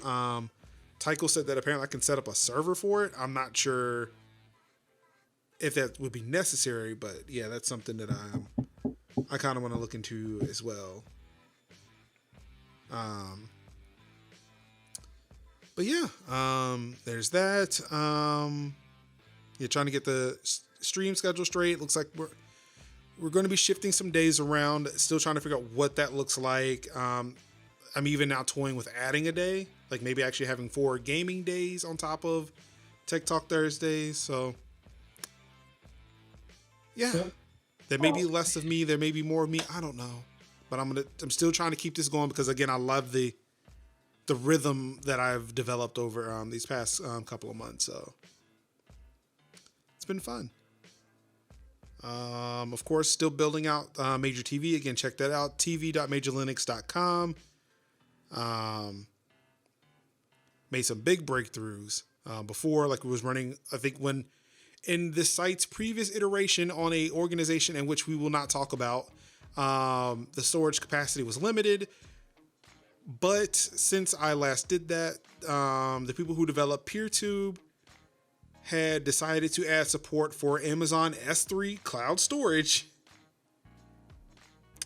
which I promptly connected to my server, to that server, and it's like, okay, now we have infinitely more storage. Now it's going to cost me if, people keep dumping huge videos on it. That's why, like, there are still some limitations on how much can be uploaded to it. But yeah, I'm hoping, kind of get that traction, get people using it, and hopefully maybe, my teenager, my preteen is coming out of me here. My teenager. My inner child who wanted this project to succeed has now emerged. My puberty's coming back. That is not happening. God knows how long. Hopefully, as this project gains traction, we can start seeing about possibly monetizing it. I've never really monetized much of anything, so I don't know how that would go. And again, there are some people who are asking for, or at least a couple of people who are asking for like a live streaming alternative, which has been done before. That takes infinitely much more work. And Anka, that kind of introduces the gilded issue that we're dealing with, because people can easily talk on that platform and we don't know who they are, which is a bummer. But again, maybe if we can find people who know how to actually develop things, like maybe they can help us kind of fix it. But again, it's a matter of finding people who want to help either through development, design, or even just financially, to try to cover the cost for some of this stuff. But yeah, again, y'all complain, like people complain. They're getting fed up with these platforms. There are people out here who are trying to help you try to help you find alternatives, who are making alternatives. We're right here. Okay, but I'm gonna need you to go ahead and run us those financials though. Like what does the investment? I mean, right now, if you want to kind of support patreon.com/Major Linux. I think it's either Major Linux or Major's House. I gotta recheck on that. Ko-fi, I think it's kofi.com/Major Linux, paypal.com /Major Linux. Yeah, I gotta go check on those. I very rarely do. You can sub to this channel. Like, look, let Bezos get a cut. I don't care. At least that's still money that's coming. You can sub to this channel. That's like the easiest way at this moment. Or shoot, I'll even take Extra Life donations so I don't have to donate myself and keep my own money in my pocket. That would be great too. Help the kids. Majors.house/Extra Life. Actually, the Patreon link is in the description to YouTube videos that aren't Tech Talk Thursday. So you can find it there. So I don't know, look up the latest episode of the Major Linux Show and you will find the Patreon link in there.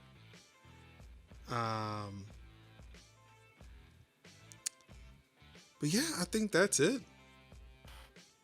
Everybody got some big things going. You love seeing the melon and just being out here successful. You love to see it. Love to see it. Just out here, just popping. Mm-hmm. But thank you everybody for tuning in to another episode of Tech Talk Thursdays for April 15th, 2021. And I'll admit this episode went a little long. But you love to see it. I hope. Mm-hmm. On behalf of myself, on behalf of Kevin Kev, the GOAT, Idio Sanaka, and Sinziak, I am your host, one of your co-hosts, Marcus Major Lennox Summers. Of course, you all could have been anywhere in the world watching any stream, or you could have been reading the tech news yourself, but no, you sent your Roblox delegate to give you all the news. Thank y'all so much for tuning in. And of course, all I've got left to say to you wonderful people is I love you. Peace. How? Wakanda forever.